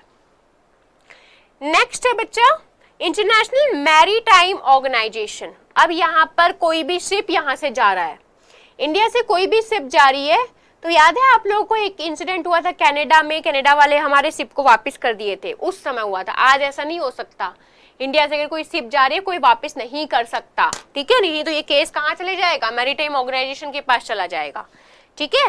तो बेसिकली कोई भी मना नहीं कर सकता कि हम आपके शिप को लैंड करने नहीं देंगे। तो इसका हेडक्वार्टर कहाँ है बच्चे? लंदन में। सभी का हेडक्वार्टर याद रखना और ईयर ऑफ फॉर्मेशन, ये दो चीज इंपॉर्टेंट है। फंक्शन तो ऐसा कुछ खास है ही नहीं, ठीक है, नाम में समझ में आ रहा है वो किससे संबंधित है, ठीक है। तो याद रखना हेडक्वार्टर लंदन में, फॉर्मेशन 1958 में हुआ था, टोटल 175 मेंबर हैं। हेड मत याद रखना। इंटरनेशनल मैरीटाइम ऑर्गेनाइजेशन, इसको और क्या बोला जाता है? Intergovernmental maritime consultative organisation, specialised agency for regulating shipping, shipping को रेगुलेट करता है, ठीक है, ये बता दिया मैंने आप लोग को। देन नेक्स्ट है वर्ल्ड मेट्रोलॉजिकल ऑर्गेनाइजेशन। अब देखो अभी जो है पिछले एक हफ्ते में नॉर्थ इंडिया में पूरा ही बारिश का मौसम चल रहा था, मतलब हवाएं चल रही थी और बारिश हो रही थी, ठीक है। क्या ये मौसम है? नहीं है, ये वेस्टर्न डिस्टर्बेंस था, ठीक है, मेडिटेरेनियन सी से वेस्टर्न डिस्टर्बेंस आता है जिसकी वजह से यहाँ पर बारिश हो रही थी। तो यहाँ पर बेसिकली बच्चे क्या है, एक तो इंडिया गवर्नमेंट का अपना ऑर्गेनाइजेशन है जो time to time weather forecast करते रहती है, क्लियर। अब देखो अगर इंडिया गवर्नमेंट को पता चला कि अरेबियन सी वाले क्षेत्र में सुनामी आने वाला है, साइक्लोन आने वाला है, तो वो जो है आसपास की कंट्री को भी बताएगी, ऐसा नहीं इस बात को गुप्त रखेगी। आसपास की जो कंट्री है उन सभी को बताया जाएगा कि इस तरफ में ऐसा तूफान उठने वाला है, क्या पता तूफान डाइवर्ट हो जाए आपकी तरफ आ जाए, इस बात को गुप्त नहीं रखा जाता है, ठीक है। तो वेदर फोरकास्ट में सभी कंट्री एक दूसरे को बताते रहते हैं। अगर कोई भी म्यांमार में फोरकास्ट किया गया ज्यादा बारिश होने वाली है, तो हो सकता है वो नॉर्थ ईस्ट में भी ज्यादा बारिश हो। तो अगर म्यांमार वाले को पता चला है कि यहाँ पर कुछ वेदर चेंजेस हो रहा है, तो वो इंडिया को भी अलर्ट करेगा। तो हम सभी एक दूसरे को अलर्ट करते हैं, हेल्प करते हैं, ठीक है। हेडक्वार्टर क्या है? Geneva, Switzerland. फॉर्मेशन 1950 में हुआ था। कितने मेंबर है? 193 मेंबर है। इसका काम क्या है? It is a specialised agency for metrology, operational hydrology, related geophysical sciences. ये बता दिया मैंने आपको क्या काम था।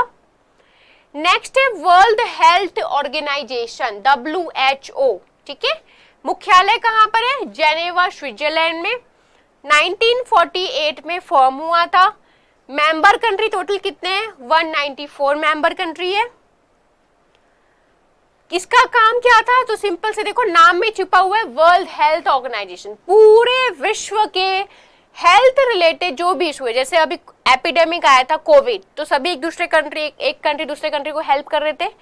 अगर ऐसा होता कि यूएस बोलता कि मैं नहीं दूंगा तुम्हें मेरा वैक्सीन, या इंडिया बोलती कि मैं वैक्सीन नहीं दूंगी, तो क्या कर लेते? ऐसा नहीं कर सकते। इंसानियत के तौर पे जो जितने डेवलप कंट्री वहीं पर तो वैक्सीन बना था। आपने किसी ने सुना था क्या कि घाना और साउथ अफ्रीका में वैक्सीन बना है? नहीं। उनको सप्लाई कैसे हुआ वैक्सीन? कोविड तो वहां पर भी था। तो डेवलपिंग कंट्री उनको वैक्सीन सप्लाई की, डेवलप कंट्री उनको वैक्सीन सप्लाई की, कम पैसे में सप्लाई करी, ठीक है। तो बेसिकली वर्ल्ड हेल्थ ऑर्गेनाइजेशन, कोई भी आपदा आ जाती है और मान लो वैक्सीन तो अभी इंडिया में ही बन गया था, अगर मान लो कोई भी कंट्री वैक्सीन नहीं बना पाती यूएस के अलावा, तो यूएस का रिस्पॉन्सिबिलिटी है कि ऑल ओवर वर्ल्ड में वैक्सीन को सप्लाई करे। ऐसा नहीं कि वो सिर्फ वही यूज करे। ये रिस्पॉन्सिबिलिटी होता है वर्ल्ड हेल्थ ऑर्गेनाइजेशन का कि वो एंश्योर करे कि यूएस सप्लाई कर रहा है सभी को, ठीक है। अब यहां पर देखो, इसका काम तो मैंने आपको बता दिया अभी। नेक्स्ट है वर्ल्ड कस्टम ऑर्गेनाइजेशन, ठीक है। हेडक्वार्टर है ब्रुसेल में। फॉर्मेशन 1953 में हुआ था और इसके मेंबर है 185। अब देखो कस्टम ऑर्गेनाइजेशन क्या है, तो बच्चे देखिए, जब एक कंट्री से दूसरे कंट्री में क्या जाता है, सामान जाता है, तो वो कुछ टैक्स लगाते हैं, ठीक है। तो बेसिकली हमें ऐसा नहीं कि अनगिनत टैक्स या हाईफाई टैक्स लगा देना, बहुत ज्यादा टैक्स लगाना है। चाइना से आ रहा है सामान, यूएस से आ रहा है, रशिया से आ रहा है, तो हम टैक्स लगाते हैं, इंपोर्ट टैक्स लगाते हैं, लेकिन वो एक सीमित है। एक रेंज डिसाइड रहता है, उसी रेंज में लगाना है, ऐसा नहीं 100% टैक्स लगा दो आप, ठीक है। नेक्स्ट है इंटरनेशनल फाइनेंस कॉर्पोरेशन, हेडक्वार्टर है वॉशिंगटन, 1956 में फॉर्म हुआ था, 186 मेंबर्स हैं, ठीक है। इसका काम क्या है, इन्वेस्टमेंट के लिए, बेसिकली कोई भी कंट्री कहीं पर भी इन्वेस्ट कर सकती है, तो ये यहाँ से ये हेल्प लेती है कि कौन सी कंट्री इन्वेस्ट करने लायक है। क्या आप लोग कभी पाकिस्तान में इन्वेस्ट करोगे? नहीं। क्या आप लोग कभी सीरिया में इन्वेस्ट करना चाहोगे? नहीं, क्योंकि कभी हमेशा वहां वॉर होते रहता है। क्या आप लोग कभी इराक में इन्वेस्ट करना चाहोगे? नहीं, हमेशा वॉर होते रहता है। तो हम कहाँ इन्वेस्ट करें, कैसे इन्वेस्ट करें, कितना पैसा इन्वेस्ट कर सकते हैं, सारा चीज में ये हेल्प करते हैं, ठीक है। नेक्स्ट है international atomic energy agency, atomic energy से संबंधित है। हर कंट्री को एक लिमिटेड अमाउंट तक अलाउ है, आप इतना एटॉमिक एनर्जी बना सकते हो। एटॉमिक एनर्जी अपने सेल्फ सुरक्षा के लिए बनाया जाता है, लेकिन ऐसा नहीं आप बहुत सारा बना लिए, ठीक है, इसमें भी बहुत लिमिट है, क्लियर। और हर कंट्री को अलाउ भी नहीं है बनाना। तो हेडक्वार्टर है इसका वियना में, 1957 में फॉर्म हुआ था, इसके मेंबर हैं 178। डायरेक्टर जनरल है Rafael Mariano Grossi. It is an international organisation to promote the peaceful use of nuclear energy to inhibit the use for any military purpose including nuclear weapon. अब यहाँ पर आप अपने सुरक्षा के लिए इसको यूज कर सकते हो, किसी दूसरे कंट्री को मारने के लिए नहीं, अपने नेशनल डिफेंस के लिए, अपने सिक्योरिटी के लिए हम इसको लिमिटेड लेवल पे अलाउ किया जाता है यूज करने के लिए, ठीक है। नेक्स्ट है OPCW, organisation for prohibition of chemical weapon, ठीक है। तो हम कोई भी वेपन यूज कर रहे हैं, जैसे आजकल बायोलॉजिकल वेपन भी होता है, ऐसा नहीं कि आप जो है अपने आसपास वाले कंट्री में कोई भी वेपन यूज कर दे रहे हो, उससे केमिकली दूसरा कंट्री प्रभावित हो रहा है। आपको अपना वेपन इस तरीके से यूज करना है कि जनहानि ना हो सके, विश्व स्तर पर लोगों को क्षति ना पहुंचे, ठीक है। तो नीदरलैंड इसका हेडक्वार्टर है, फॉर्मेशन 1997 में हुआ था, मेंबर्स 193 हैं टोटल, ठीक है। अब यहाँ पर देखो, organisation promote and verifies the adherence to the chemical weapon convention which prohibit the use of chemical weapon require the destruction, ठीक है। ये अलाउ नहीं करता है कि केमिकल वेपन आप यूज करो, मतलब आप जो है कोई भी पॉइजन मिला के स्प्रे कर दो पाकिस्तान के एयर में, आप बिल्कुल भी ऐसा नहीं कर सकते। आप लोग ने पठान मूवी देखी होगी कि आप कोई केमिकल स्प्रे कर दो तो लोग प्रभावित हो जाएंगे, ठीक है, या लोग मर जाएंगे सारे के सारे, आप ऐसा नहीं यूज कर सकते हो। नेक्स्ट है इंटरनेशनल डेवलपमेंट एसोसिएशन, ये भी किससे संबंधित है, तो अंडर डेवलप कंट्री और डेवलपिंग कंट्री के लिए बना हुआ है कि उनको किस तरीके से हेल्प किया जाए, क्लियर, वो किस तरीके से आगे बढ़े। जैसे आपने देखा होगा यहाँ का जो पार्लियामेंट है वो किसको स्पेशल हेल्प करता है, नॉर्थ ईस्ट के लोगों को स्पेशली हेल्प किया जाता है, बॉर्डर वाले लोगों को हेल्प किया जाता है, ठीक है। तो वैसे ही विश्व स्तर में अंडर डेवलप और डेवलपिंग कंट्री के ऊपर ज्यादा फोकस किया जाता है, क्योंकि वो पिछड़े लोग हैं, पिछड़ा देश है, ठीक है। हेडक्वार्टर क्या है, वॉशिंगटन, 1960 में फॉर्म हुआ था, मेंबर्स कितने हैं, 174। Association shares the World Bank mission of reducing poverty and aims to provide affordable development financing to countries whose credit risk is too prohibitive but that they cannot afford to borrow commercially or from the bank or other program। अब जो under develop countries है बच्चे, क्या वो loan लेने के लायक हैं? क्या वो हाई इंटरेस्ट रेट में लोन ले पाएंगे? नहीं। तो इसलिए उनको कम इंटरेस्ट रेट में, बहुत कम इंटरेस्ट रेट में लोन दिया जाता है और उनको हेल्प किया जाता है, ठीक है। ओके, नेक्स्ट ऑर्गेनाइजेशन है UNIDO, United Nation Industrial Development Organisation, ठीक है। हेडक्वार्टर कहाँ है, वियना ऑस्ट्रिया में, फॉर्मेशन 1966 में फॉर्म हुआ था, मेंबर्स 172।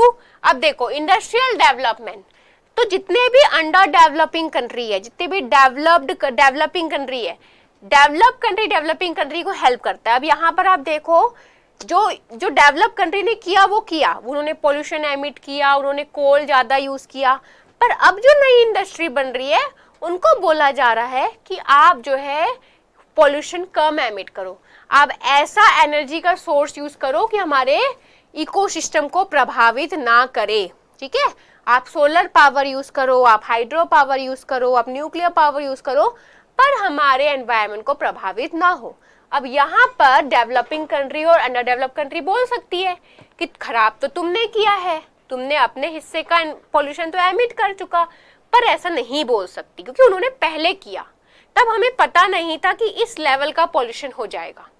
ठीक है, तो एक दूसरे को हम ऐसा प्रोत्साहित करते हैं, ठीक है, और हेल्प भी करते हैं। डेवलप कंट्री डेवलपिंग कंट्री को फाइनेंशियली भी हेल्प करती है। ठीक है, इसका काम क्या है? तो promotion and acceleration of industrial development, developing country को और अंडर डेवलप कंट्री को हेल्प किया जा रहा है। ठीक है, नेक्स्ट है वीपो। वीपो का फुल फॉर्म याद रखना, वर्ल्ड इंटेलेक्चुअल प्रॉपर्टी ऑर्गेनाइजेशन।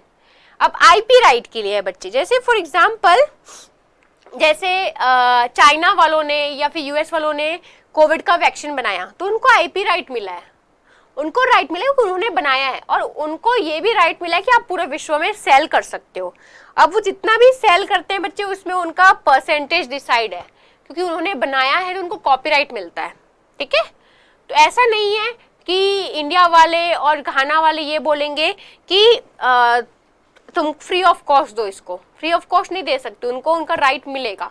ठीक है, और या ये भी नहीं बोल सकते कि आप इसका शेयर करो कि कैसे बनाया था, क्योंकि उन्होंने मेहनत की है, उन्होंने रिसर्च किया है। ठीक है, जेनेवा इसका हेडक्वार्टर है, 1967 में फॉर्म हुआ था। मेंबर कितने हैं टोटल? 193 मेंबर है। प्रोटेक्शन ऑफ इंटेलेक्चुअल प्रॉपर्टी इसका काम है। ठीक है, ये बता दिया मैंने आप लोग को। नेक्स्ट है WTO, वर्ल्ड ट्रेड ऑर्गेनाइजेशन। अब यहाँ पर बच्चे देखिए, ऐसा नहीं जैसे मैंने आपको बताया कि हम जो है चाइना वाले पे अलग से एक्स्ट्रा टैक्स नहीं लगा सकते, उनके सामानों पे हम पाकिस्तान वालों पे अलग से एक्स्ट्रा टैक्स मतलब 100% टैक्स नहीं लगा सकते। वर्ल्ड ट्रेड ऑर्गेनाइजेशन में क्या होता है, तो बेसिकली हर कंट्री को इक्वली राइट मिलना चाहिए। ऐसा नहीं है हम डिसाइड कर लें कि हम ओपन कंट्री है कि क्लोज कंट्री है। ठीक है, तो हमें जो है हम हर कंट्री को इक्वली एक्सेस देंगे। जैसे चाइना वाले यहाँ इन्वेस्ट करना चाहते हैं, रशिया वाले यहाँ इन्वेस्ट करना चाहते हैं, जब उनका सामान इंपोर्ट होता है तो हम उनके पीछे इक्वली सबको ट्रीट करेंगे। ऐसा नहीं कि हम चाइना वाले को कम इंपॉर्टेंस देंगे, रशिया वाले को ज़्यादा इंपॉर्टेंस देंगे। ठीक है, तो हर एक कंट्री को इक्वली ट्रीट किया जाता है। हमारा भी इंडिया से कोई सामान जा रहा है तो उसको अलग साइड नहीं कर दिया जाएगा कि इंडिया से सामान आया है, इक्वली ट्रीट किया जाता है। ठीक है, हेडक्वार्टर था जिनेवा, ये बहुत इंपॉर्टेंट इंस्टीट्यूशन है, बार बार इससे क्वेश्चन पूछा जा रहा है। 1 जनवरी 1995 को फॉर्म हुआ था, मेंबर्स है 164 टोटल। ठीक है, इसका फीचर क्या है, तो regulation of trade between participating country by providing a framework for negotiating trade agreement and dispute resolution. कोई भी अगर डिस्प्यूट उठता है, कोई भी अगर विवाद हो जाता है दो कंट्री के बीच में ट्रेड से रिलेटेड, तो ये कहाँ पर जाएंगे, ये जाएंगे वर्ल्ड ट्रेड ऑर्गेनाइजेशन के पास। यूएस और इंडिया के बीच में हो जाता है ट्रेड से रिलेटेड विवाद, तो ये विवाद कहाँ जाएगा, वर्ल्ड ट्रेड ऑर्गेनाइजेशन के पास जाएगा। ठीक है, aimed at enforcing participants' adherence to WTO agreement which is signed by representative of member government and ratified by the parliament. Most of the issue that the WTO focuses on derived from previous year trade negotiation especially. ठीक है, तो ये जो मैंने already आपको बता दिया, पहले इसका यूराग्वे राउंड था, अब ये W ट्रेड ऑर्गेनाइजेशन में WTO में चेंज हो गया है। Doha development agenda sometime appears in World Trade organisation. अब कहाँ कहाँ पर मीटिंग है उसके नाम से नाम कर देता है। जैसे दोहा में मीटिंग हुआ था, दोहा में जो जो डिस्कशन हुआ उसका नाम कर दिया गया दोहा डेवलपमेंट एजेंडा। ठीक है, India reduce trade restriction due to obligation to WTO। अब यहाँ पर देखो, इंडिया ने पहले बहुत सारे रेस्ट्रिक्शन लगा के रखे थे कि इतना % आपको टैक्स देना होगा, कस्टम ड्यूटी। इन्होंने परसेंटेज भी डिसाइड किया था कि इससे ज़्यादा इंपोर्ट नहीं कर सकते, लेकिन जब तब से हम WTO के मेंबर बने, हमने बहुत सारे ट्रेड रेस्ट्रिक्शन को हटाना पड़ा, क्योंकि हम WTO के मेंबर थे, नहीं तो हमको मेंबर से हटा दिया जाता। ठीक है, नेक्स्ट है OECD, organisation for economic cooperation and development. अब सिंपल सी बात है बच्चे, सिंपल सी चीज है, इकोनॉमिक कोऑपरेशन के लिए, सोशल डेवलपमेंट के लिए विश्व स्तर में। ठीक है, ये चीज तो ऑलरेडी मैंने पहले भी आपको समझा रखा है। हेडक्वार्टर है पेरिस फ्रांस में, फॉर्मेशन 1961 में हुआ था। टोटल मेंबर्स कितने, 38 है। नेक्स्ट है G77। G77 मतलब ग्रुप ऑफ 77 कंट्रीज। अब कौन से कंट्री? तो लाइक माइंडेड कंट्री। बच्चे देखो, आप लोग जो फ्रेंड बनाते हो, किसको बनाते हो? आप लोग फ्रेंडशिप उसी से करते हो जिससे आपका सिमिलर नेचर रहता है, एक ही तरह का नेचर रहता है। तो वैसे ही एक तरीके के कंट्री आपस में ग्रुप बना लेते हैं और बोलते हैं हम एक दूसरे को सदा हेल्प करेंगे। ठीक है, तो यहाँ पर 77 कंट्री आपस में ग्रुप बना लिए हैं और वो बोले हैं हम एक दूसरे को सदा हेल्प करेंगे। ठीक है, कितने फॉर्मेशन कब हुआ था? 1964 में 134 मेंबर थे। ठीक है, अब यहाँ पर group of nation it members collective economic interest. ठीक है, ये बेसिकली सोशल इकोनॉमिक डेवलपमेंट के लिए ग्रुप बनता है। नेक्स्ट है G7। अब यहाँ पर टोटल 7 कंट्रीज अपना ग्रुप बना लिए। ठीक है, एक क्लास में बहुत सारे ग्रुप रहते हैं। आप लोग की क्लास में कुछ टॉपर्स का ग्रुप होगा, कुछ बैक बेंचर्स का ग्रुप होगा, कुछ बॉयज गर्ल्स का ग्रुप होगा, कोई गर्लफ्रेंड बॉयफ्रेंड का ग्रुप होगा। वैसे बच्चे यहाँ पर अलग अलग प्रकार के ग्रुप है। तो G7 ग्रुप है, ये 1975 में फॉर्म हुआ था। टोटल मेंबर्स 7 कंट्री है इसमें मेंबर्स। ठीक है, अब यहाँ पर आप देखो, it is a group of consisting of financial ministers and central bank governors 7 major advanced economies. अब ये ग्रुप किसका है? तो सारे एडवांस इकोनॉमिक है, सारे डेवलप कंट्री का ग्रुप है। इसमें कौन कौन है? तो कनाडा है, फ्रांस है, Germany, Italy, Japan, United kingdom और यूनाइटेड स्टेट का ग्रुप है। सारे एडवांस कंट्री आपस में आ गए हैं और बोले हैं कि हम एक दूसरे को हेल्प करेंगे। ठीक है, नेक्स्ट है रशिया। रशिया इसका मेंबर है क्या? नहीं है। ठीक है, 49th मीटिंग कहां पर हुई थी? जापान में हुई थी इसकी। ठीक है, नेक्स्ट है NAFTA, North American free trade organisation. अब ये अपने आपस में अपना ग्रुप बना लिए थे कि अगर अमेरिका में ही एक जगह दूसरी जगह ट्रेड होगा तो उसमें टैक्स नहीं लगेगा, इंपोर्ट ड्यूटी ज़्यादा नहीं लगेगा, फ्री ऑफ कॉस्ट उनको अलाउ किया जाए। जैसे इंडिया में अगर राजस्थान से कोई सामान आता है तमिलनाडु में, तो क्या वो रोक देते हैं कि नहीं तुम दूसरे देश के लोग हो, तुम राजपूत तरफ से लेके आए हो, साउथ इंडियन तुमको होना चाहिए था? ऐसा नहीं करते, हम इंडियन है। ठीक है, वैसे ही नॉर्थ अमेरिका में बच्चे एक जगह दूसरी जगह सामान जा रहा है तो वो भी इस तरीके का कोऑपरेशन दिखाते हैं। ठीक है, ऐसा नहीं कि तुम्हारा नॉर्थ अमेरिका के तुम वहां से आए हो, तुमको दूसरे जगह से आना चाहिए था तब हम अलाउ करते, इस तरीके से नहीं बोला जाता। ठीक है, 1994 में फॉर्म हुआ था। अमेरिका, कनाडा और मैक्सिको के बीच में ये ग्रुप है। अमेरिका से अगर कोई सामान कनाडा जाता है तो कनाडा वाले नहीं रोकेंगे। अमेरिका से कोई सामान मैक्सिको आता है तो मैक्सिको ये नहीं बोलेगा कि तुम अमेरिका से सामान लेके आए हो, हम एक्सेप्ट नहीं करेंगे। ठीक है, यहाँ पर देखिए ये एक एग्रीमेंट है जो कि ट्रेड ब्लॉक मतलब ट्रेड में एक दूसरे को सहायता करते हैं। ठीक है, नेक्स्ट है G20 country. G20 group of 20 countries है। ठीक है, अब देखो ये फॉर्मेशन 1999 में हुआ था, मेंबरशिप 20। अब इसका लेटेस्ट G20 जो मीटिंग होगा ना, वो आपको याद रखना है एग्जाम के पहले। जहां पर भी G20 मीटिंग होगा, जैसे 2023 में इंडिया में हुआ, ठीक है, ये बहुत पूछा जाता है। 19 में जापान में हुआ, 20 में सऊदी अरेबिया में हुआ, 21 में इटली में हुआ, 22 में इंडोनेशिया और 23 में इंडिया। 24 में कहां पर होगा, 25 में कहां पर होगा, ये पूछा जाता है। ठीक है, स्पेसिफिकली मैं G20 का आपको याद करवा रही हूँ। अभी G20 की अभी मीटिंग हुई थी, इंडिया में हुई थी। ठीक है, तो बेसिकली बच्चे G20 का हर बार एग्जाम में पूछा जाता है कि कहां पर मीटिंग होने वाली है। क्लियर? ओके, अब देखो लखनऊ में कहां हुआ था G20 की मीटिंग? न्यू दिल्ली में हुआ था वो तो। The G20 also known age group of 20 is a block of, ये टोटल डेवलपिंग कंट्री का ग्रुप है। एक G7 पढ़ा हमने जो डेवलप कंट्री का ग्रुप था, ये किसका ग्रुप है? डेवलपिंग कंट्री का ग्रुप है। ठीक है, द ग्रुप ऑफ 20 कंप्राइजेस, ये सारे टोटल 19 कंट्रीज यहां पर शामिल हैं। अब देखो G20 का जो 2023 का थीम क्या था बच्चे? One earth, one family and one future. Important है ये। G20 summit 2019 Buenos Aires Argentina में हुआ था, 2019 ओसाका में हुआ था, 2020 सऊदी अरेबिया, 21 इटली में, 22 इंडोनेशिया, 23 न्यू दिल्ली में हुआ था। क्लियर? G20 के मीटिंग्स इंपॉर्टेंट है। क्लियर? 2024 वाला कहां पर होने वाला है? तो ब्राजील में होने वाला है। ठीक है। ओके, एक और चीज है, ड्यूरिंग 18th सेशन में, 18 सेशन जो G20 अभी न्यू दिल्ली में हुआ था, American union became a full member. ठीक है। नेक्स्ट है OPEC, organisation of petroleum exporting country. ठीक है, जितने भी कंट्री पेट्रोलियम एक्सपोर्ट करते हैं उनका एक ग्रुप है। क्लियर। हेडक्वार्टर कहाँ पर है? वियना में। कब फॉर्म हुआ था? 1960 में। टोटल मेंबर्स कितने हैं? 13 मेंबर है। सेक्रेटरी जनरल कौन था? हैतम अल घाइस था। इसका फीचर क्या है? तो फॉर्मेशन ऑफ ओपेक, बेसिकली सभी ओपेक कंट्री एक दूसरे की सहायता करते हैं। ठीक है।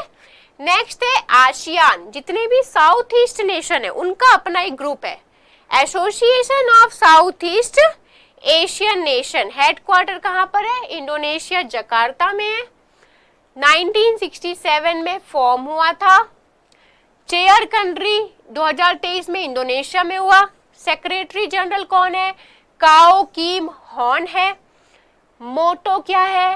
One vision, one identity and one community है। टोटल 10 कंट्रीज के मेंबर हैं। ठीक है। उसके बाद देखो, इन सभी का ग्रुप है कि ये एक दूसरे को हेल्प करेंगे चाहे कोई भी दिक्कत आ जाएगी। ठीक है।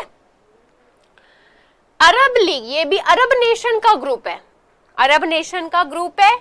इसका हेडक्वार्टर कहाँ पर है? कैरो, इजिप्ट में। फॉर्मेशन कब हुआ था? 1945 में हुआ था। मेंबर्स कितने हैं? 22 मेंबर है। सारे अरब नेशन का ग्रुप है कि एक दूसरे को हेल्प करेंगे। ठीक है। नेक्स्ट है gulf cooperation council, gulf countries का कोऑपरेशन है। ठीक है। हेडक्वार्टर रियाद, सऊदी अरेबिया में है। 1981 में फॉर्म हुआ था। मेंबर और फाउंडर, टोटल कितने फाउंडर कंट्रीज है? जब ये ज्वाइन किए थे, जब ये ग्रुप बना था, टोटल 6 कंट्री थे। ठीक है। हेड मत याद रखना आप लोग। It is a regional intergovernmental political economic union, हर किसी चीज में एक दूसरे को हेल्प करेंगे। इसमें इराक पार्टिसिपेट नहीं कर रहा है, सारे पर्शियन गल्फ के कंट्रीज हैं इराक को छोड़ के, ये याद रखना। ठीक है।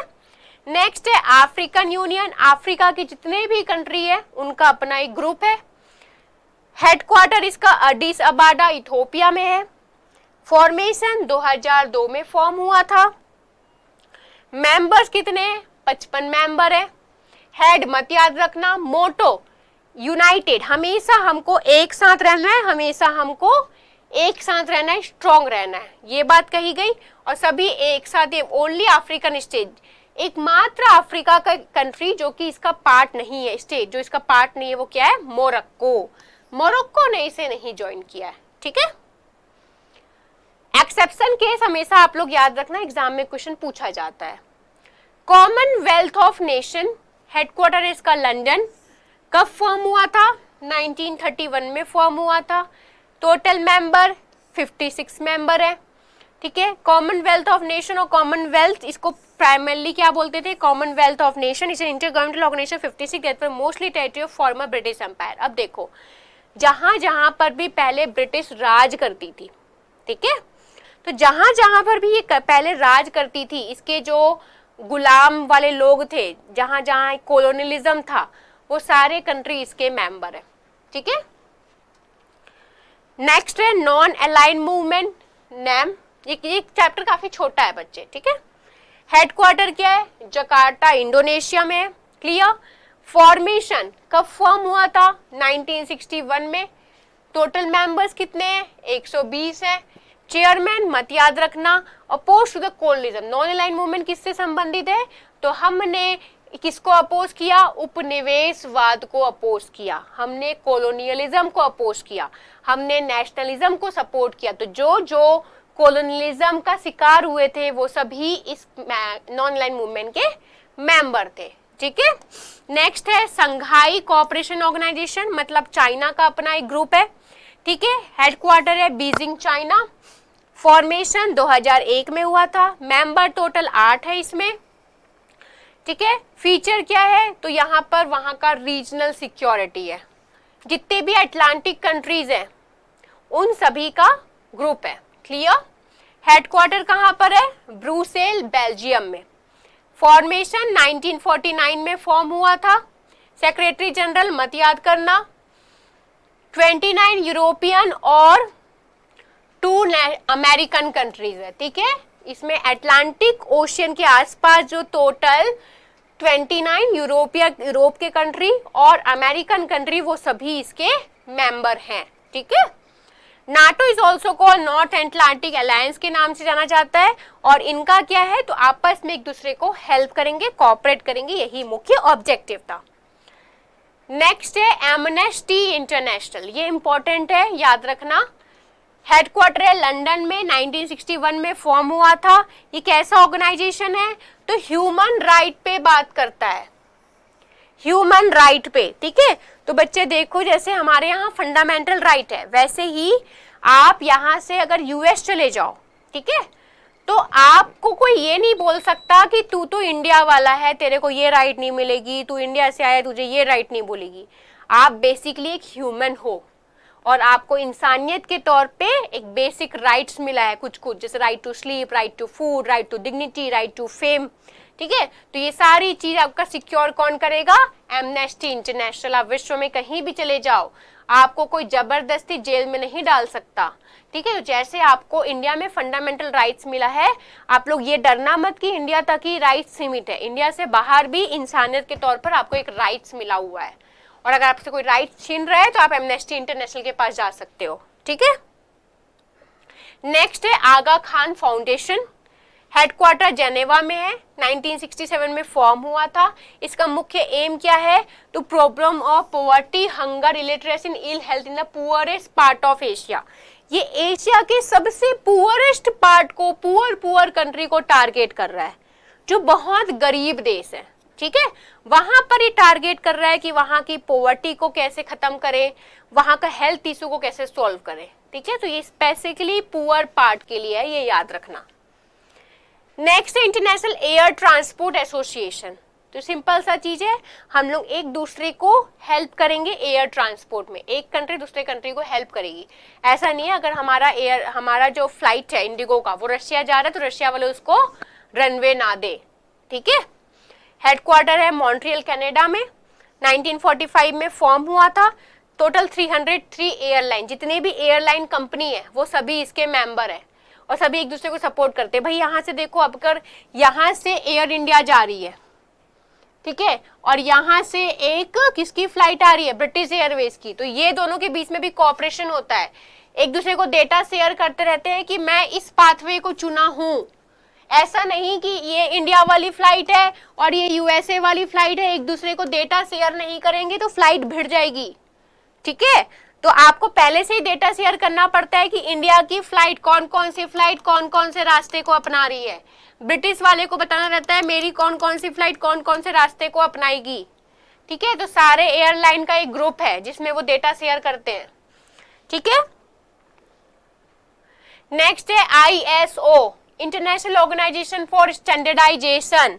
ISO में क्या है, तो सिंपल सी चीज है जो मैंने आपको बताया, जैसे गोल्ड, 24 कैरेट गोल्ड आप चाहे चाइना में खरीदो, चाहे इंडिया में, चाहे रशिया में, क्वालिटी वही मिलेगी आपको, ठीक है। तो ये इंटरनेशनली डिसाइड होता है स्टैंडर्ड, ऐसा नहीं अगर आप 15 सेंटीमीटर का स्केल लेते हो तो ऐसा नहीं, इस स्केल का साइज इंडिया में अलग रहेगा, रशिया में अलग और यूएसए में अलग, ठीक है। अगर आप जो है कंपास में आपको इस तरीके का बहुत सारे डिवाइस मिलते होंगे, आप तो जब 11th-12th में पढ़ते होंगे इस तरीके का। अब ये जो है बच्चे, इसका जो आप मेजरमेंट है, कहीं भी चले जाओ इंडिया वर्ल्ड में आपको यही मेजरमेंट मिलेगा। तो ये बोलता है इंटरनेशनली डिसाइड होता है कि स्टैंडर्ड, ठीक है। हेडक्वार्टर है जेनेवा में, फॉर्मेशन 1947, 168 मेंबर हैं, ठीक है। और ये क्या करता है, तो सारे चीजों का एक स्टैंडर्ड डिसाइड करता है कि विश्व में कहीं भी चले जाओ, जैसे फॉर एग्जांपल टाइम, विश्व में कहीं भी चले जाओ आपको ऐसे 12-24 घंटे ही मिलेंगे। ऐसा नहीं है कि इंडिया में 7 दिन होते हैं और यूएसए में 4 दिन होते हैं, ऐसा नहीं कि इंडिया में 24 घंटे होते हैं, रशिया वाले 12 घंटे सिर्फ अपनाते हैं। हर जगह एक स्टैंडर्ड फिक्स है, पूरे विश्व का ये फिक्स स्टैंडर्ड है। चाहे आप जापान चले जाओ, आपको 7 दिन मिलेंगे हफ्ते में और 24 घंटे मिलेंगे एक दिन में, ठीक है। ऑर्गेनाइजेशन ऑफ इस्लामिक कोऑपरेशन, अब जितने भी इस्लामिक देश हैं उनका अपना एक कॉर्पोरेशन है, ठीक है, अपना एक ग्रुप है। कब फॉर्म हुआ था? 1969 में फॉर्म हुआ था। और इसका काम क्या है? To protect the interest of Muslim, सारे मुस्लिम कंट्री का जो भी हित है उसके लिए कार्य करे, ठीक है।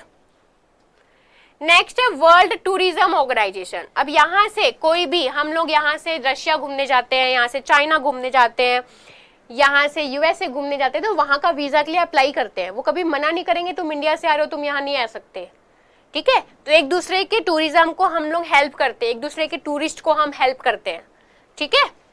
हेडक्वार्टर क्या है? Madrid, Spain. 1946 में फॉर्म हुआ था।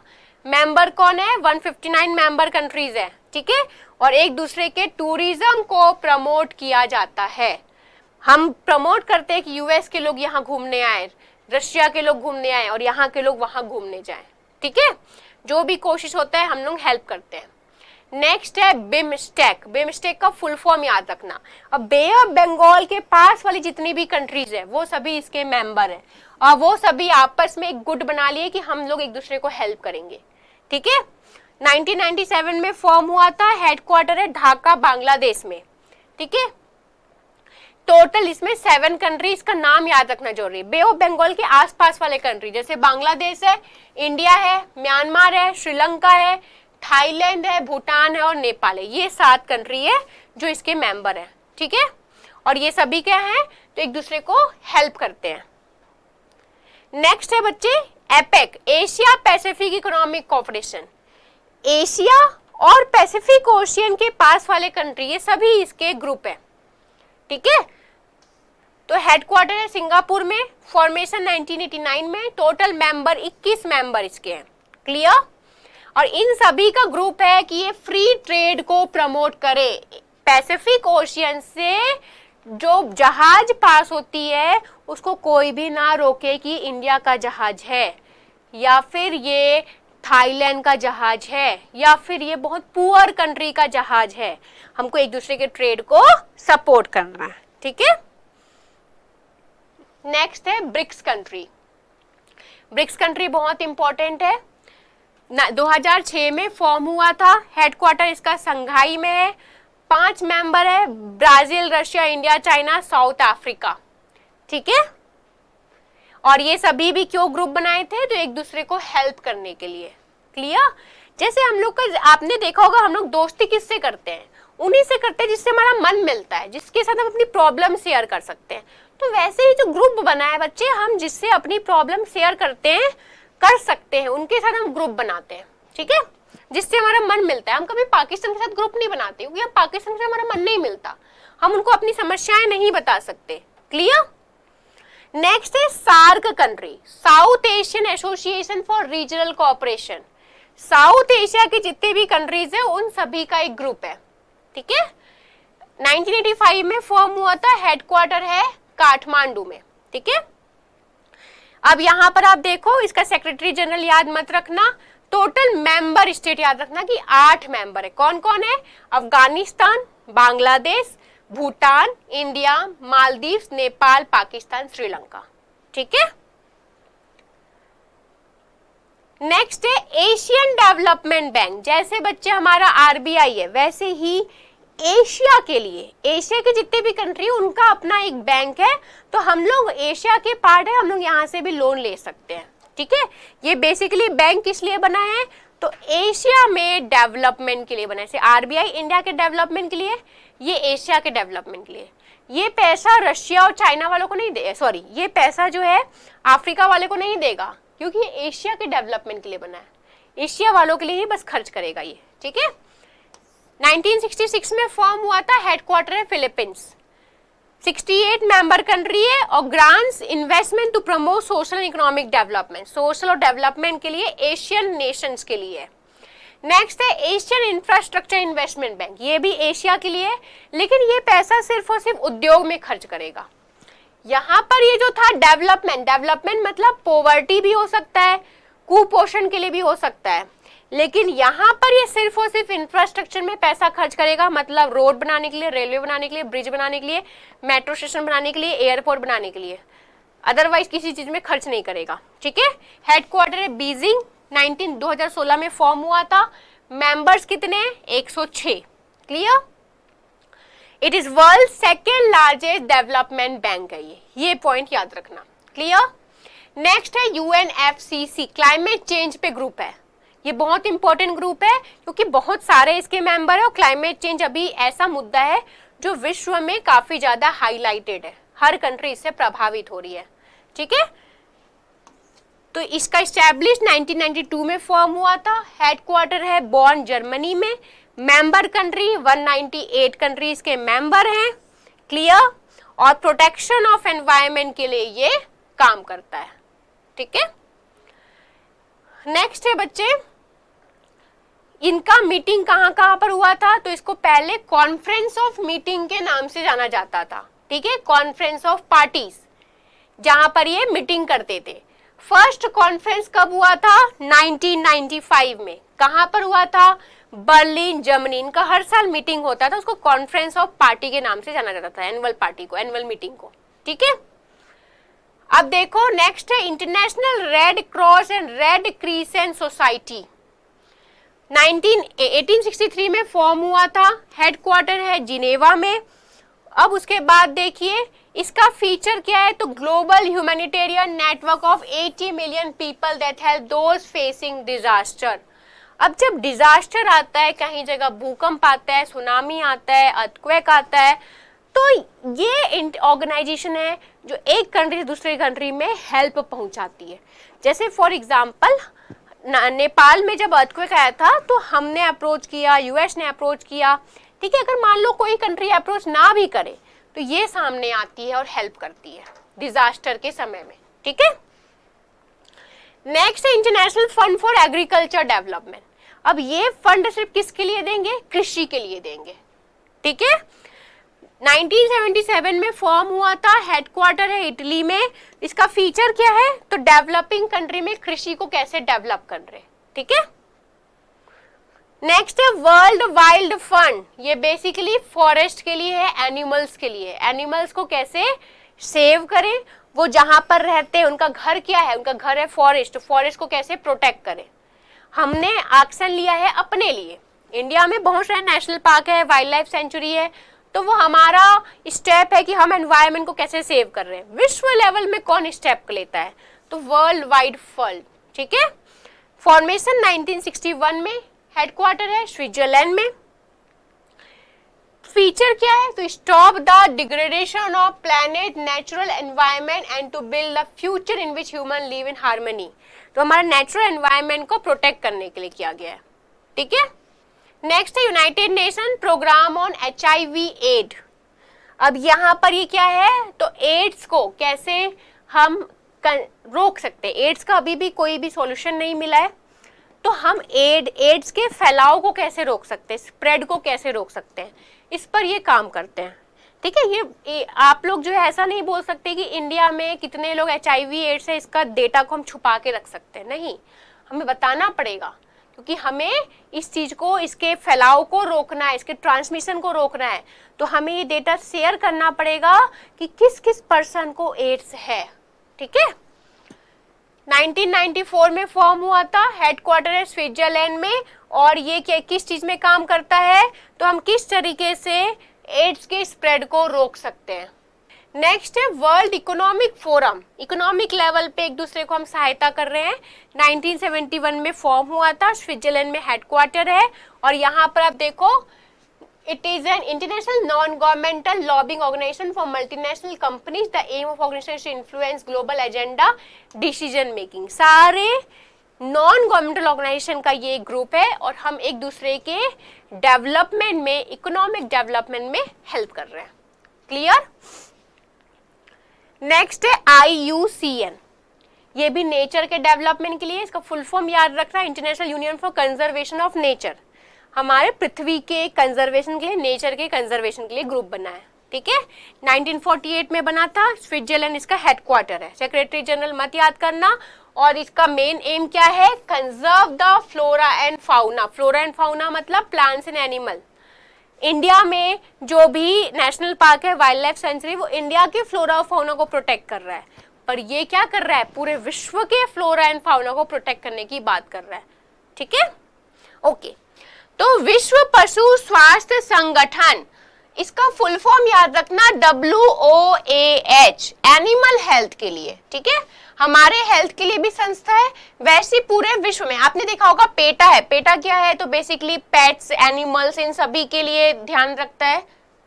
तो यहाँ पर आप देखो WOAH, ठीक है, तो WOAH animal health all over world में। अब आप देखो कहीं अगर आपदा आ जाती है, मान लो सुनामी आ जा रहा है, मान लो अर्थक्वेक आ जा रहा है, तो सुनामी और अर्थक्वेक में एनिमल्स भी तो प्रभावित होते हैं। जो गलियों में, स्ट्रीट्स में जो गाय रहते हैं या कुत्ते रहते हैं या भेड़ रहते हैं या भैंस रहते हैं, उनको भी चोट आती है, ठीक है। या फिर जो आवारा कुत्ते घूम रहे हैं, अगर उनको किसी प्रकार का डिसीज है तो कौन ध्यान रखेगा। अब इंडिया में बहुत सारे ऑर्गेनाइजेशन है, बहुत सारे NGO काम करते हैं, वैसे विश्व लेवल में बच्चे, विश्व के स्तर में भी बहुत सारी संस्था, उनमें से एक संस्था ये है जो कि एनिमल का हेल्थ का ध्यान रखती है, ठीक है। अगर कोई भी, आपने देखा होगा अगर सड़क में कोई जानवर पड़ा हुआ है तो 2 से 3 दिन तक नहीं रहेगा, उसी दिन उठा लिया जाता है, ठीक है। तो हमारे यहाँ नगर निगम इसको देखती है। वैसे विश्व लेवल में अगर कोई एनिमल्स अगर रोड में खत्म हो गया है या फिर उसको लग गया है, चोट आ गई है, तो ये संस्था ध्यान रखती है इंटरनेशनल लेवल में, ठीक है। इसका मुख्यालय कहाँ पर है, तो पेरिस में है, क्लियर। उसके बाद आप देखिए प्रेसिडेंट कौन थे, याद रखने की जरूरत नहीं है। टोटल मेंबर कंट्रीज है 183। It was founded as the Office International des Epizooties ना 1924 में ये स्थापित हुआ था, but in May 2003 we adopted the common name World Organisation for Animal Health. पहले ये नाम था ऑफिस इंटरनेशनल डेस एपिजोटिस, ठीक है, बाद में नाम चेंज कर दिया गया। This inter governmental organisation that focuses on transparently disseminating information on animal disease, improving animal health globally. जो मैंने आपको बताया कि एनिमल्स, कोई भी एनिमल का बीमारी हो गई किसी प्रकार की, या फिर एनिमल्स को किसी प्रकार की डिसीज है या वो खत्म हो गया है, तो उसका टेक केयर ये इंस्टीट्यूट करता है, ठीक है। उसके बाद नेक्स्ट है बच्चे UNODC, इसका फुल फॉर्म याद रखना, United nation office on drugs and crime. अब आपको पता है, आप लोग ने उड़ता पंजाब मूवी देखा होगा, ठीक है, वो ड्रग्स पे ही बेस्ड है। पंजाब में किस तरीके से ड्रग्स अफेक्ट कर रहा है वहां के युवाओं को, उसी तरीके से बच्चे अगर जरूरत से ज्यादा ड्रग्स लिया जाता है तो वो अपने होशो हवास में नहीं रहते हैं और वो क्राइम करते हैं, क्लियर। तो यहाँ पर भी इंटरनेशनल लेवल में इलीगल तरीके से ड्रग्स सप्लाई ना हो, क्योंकि ये क्राइम को इंजाम देता है, इसको रोकने के लिए एक संस्था बनाई गई है, ठीक है। ये कब फॉर्म हुआ था, 1997 में। इसकी हेडक्वार्टर कहाँ पर है, वियना ऑस्ट्रिया में। हेड कौन है, तो घादा वैली, ठीक है। फीचर क्या है, it works towards trafficking and abuse of illicit drug, crime prevention, criminal justice, ठीक है। तो इलीगल ट्रांसपोर्ट ऑफ ड्रग्स को रोका जाता है। ये किस तरीके से क्राइम को कंट्रीब्यूट कर रहा है उसको रोकने की कोशिश किया जाता है, ठीक है। उसके बाद नेक्स्ट है UNICRI, इसका फुल फॉर्म क्या है, United nation inter regional crime and justice research institute. ये भी क्राइम को रोकने के लिए है और जस्टिस डिलीवरी के लिए। कब फॉर्म हुआ था, 1968 को फॉर्म हुआ था। इसका हेडक्वार्टर कहाँ पर है, ट्यूरिन, इटली में, ठीक है। हेड मत याद करना आप लोग। नेक्स्ट है द मेन वर्क, इसका मेन वर्क क्या है, तो related crime related problem fostering just and efficient criminal justice system. तो यहाँ पर आप देखो बेसिकली क्राइम को रोकने के लिए संस्था है, ठीक है। नेक्स्ट है इंटरनेशनल सोलर अलायंस, ये तो सभी आप लोग जानते हो कि बहुत इंपॉर्टेंट है। 2015 में ये संस्था बनी थी इंटरनेशनल सोलर अलायंस। हम सभी पूरे विश्व स्तर पे ये कोशिश की जा रही है कि एनर्जी किससे बने, तो सोलर से। ज्यादा से ज्यादा जो ट्रॉपिकल कंट्री है जैसे इंडिया हो गई, ओके। अब देखो इंटरनेशनल सोलर अलायंस 30 नवंबर 2015 को ये स्टैब्लिश हुआ। इसका हेडक्वार्टर कहाँ पर है, तो इंपॉर्टेंट है गुरुग्राम, हरियाणा में। डायरेक्टर जनरल इसका याद रखना आप लोग, ठीक है, अजय माथुर है। टोटल कितने कंट्रीज हैं, तो 114 लोग ने साइन किया है और टोटल मेंबर कंट्रीज है 92।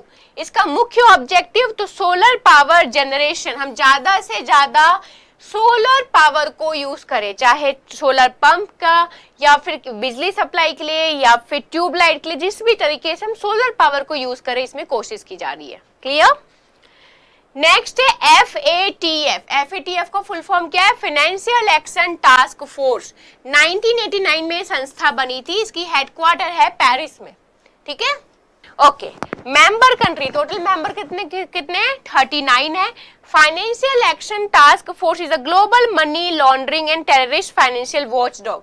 अब यहाँ पर आप देखो बच्चे, जो पैसा है, इन्फिनाइट पैसा, जो ब्लैक मनी है, वो किस तरीके से टेररिज्म को कंट्रीब्यूट कर रहा है। ठीक है, आपने देखा होगा जो विश्व स्तर में जो टेररिज्म है, उनके पास कहाँ से इतने बड़े बड़े गन्स आ जाते हैं, उनके पास इतने सारे पैसे कहाँ से आते हैं। तो ये जो मनी लॉन्ड्रिंग है, बेसिकली इलीगल पैसे उनके पास जाते हैं। ठीक है, तो इसको रोकने के लिए ये इंपॉर्टेंट इंस्टीट्यूट है एक। उसके बाद नेक्स्ट है सिप्री। सिप्री का फुल फॉर्म क्या है? Stockholm international peace research institute. 1966 में ये फॉर्म हुआ था। हेडक्वार्टर कहाँ है? ऑस्लो, नॉर्वे में है। और ये क्या इंस्टीट्यूट है? It is an independent international institute conduct research in the field of war and conflict, munition, arms control and डिसआर्मामेंट। ठीक है, तो बेसिकली ये क्या करती है? पीस के लिए है। जैसे आपको देखे होंगे जो वॉर होते हैं, वो बेसिकली उसका प्रिपरेशन रात को होता है ताकि किसी के नजर में ना आए। जो भी जम्मू एंड कश्मीर साइड जो भी अटैक होता है, उसका जो प्रिपरेशन है वो रात को होता है। तो इस तरीके के मूवमेंट्स को कंट्रोल किया जाता है, इस तरीके के मूवमेंट को ट्रैक किया जाता है कि कहाँ पर बहुत ज्यादा लोगों का मूवमेंट हो रहा है और बहुत खुफिया तरीके से मूवमेंट हो रहा है, बहुत धीरे धीरे मूवमेंट हो रहा है। ठीक है, तो वो चीज क्या है बच्चे? इसको रोकने के लिए इंस्टीट्यूट बनाया गया है। नेक्स्ट है बच्चे सेबी। सेबी का फुल फॉर्म क्या है? तो security and exchange board of India. कब फॉर्म हुआ था? ये डेट याद रखना, 12 अप्रैल 1992। वैसे मैंने ऑलरेडी आपको इकोनॉमिक्स में पढ़ा रखा है। ठीक है, हेडक्वार्टर कहाँ है? मुंबई में। चेयरपर्सन माधवी पुरी बुच। अब ये चेयरपर्सन चेंज होते रहते हैं, इसको आप लोग याद रखना। एग्जाम के टाइम जो करंट चेयरमैन रहेंगे वो आपको याद रखना है। ठीक है, अभी के करंट चेयरमैन माधवी जी है। Next it performs the function of regulator for security market. Security market किसको बोलते हैं? Stock market. ठीक है, इकोनॉमिक्स में मैंने आप लोगों को पढ़ाया है स्टॉक मार्केट। ठीक है, जिसमें हम पैसे का लेन देन करते हैं। ठीक है, तो सट्टा लगाते हैं बेसिकली, तो स्टॉक मार्केट को रेगुलेट करता है ये। नेक्स्ट है नाबार्ड। नाबार्ड का फुल फॉर्म क्या है? National bank for agriculture and rural development. ये भी मैंने इकोनॉमिक्स में पढ़ाया था आप लोग को। 12 जुलाई 1982 को ये फॉर्म हुआ था। मुंबई में इसका हेडक्वार्टर है और उसके बाद इसका मुख्य काम क्या है? तो हमारे देश में रूरल डेवलपमेंट। ठीक है, हमारे देश में एग्रीकल्चर का डेवलपमेंट, एग्रीकल्चर के लिए जो फंडिंग होनी है, सारा फंडिंग यहीं से जाता है। ठीक है, तो देखो policy formulation, planning and agriculture other economic activity, recommendation of Shriman committee, जो भी रूरल डेवलपमेंट से रिलेटेड टास्क है वो इंस्टीट्यूट करती है। क्लियर?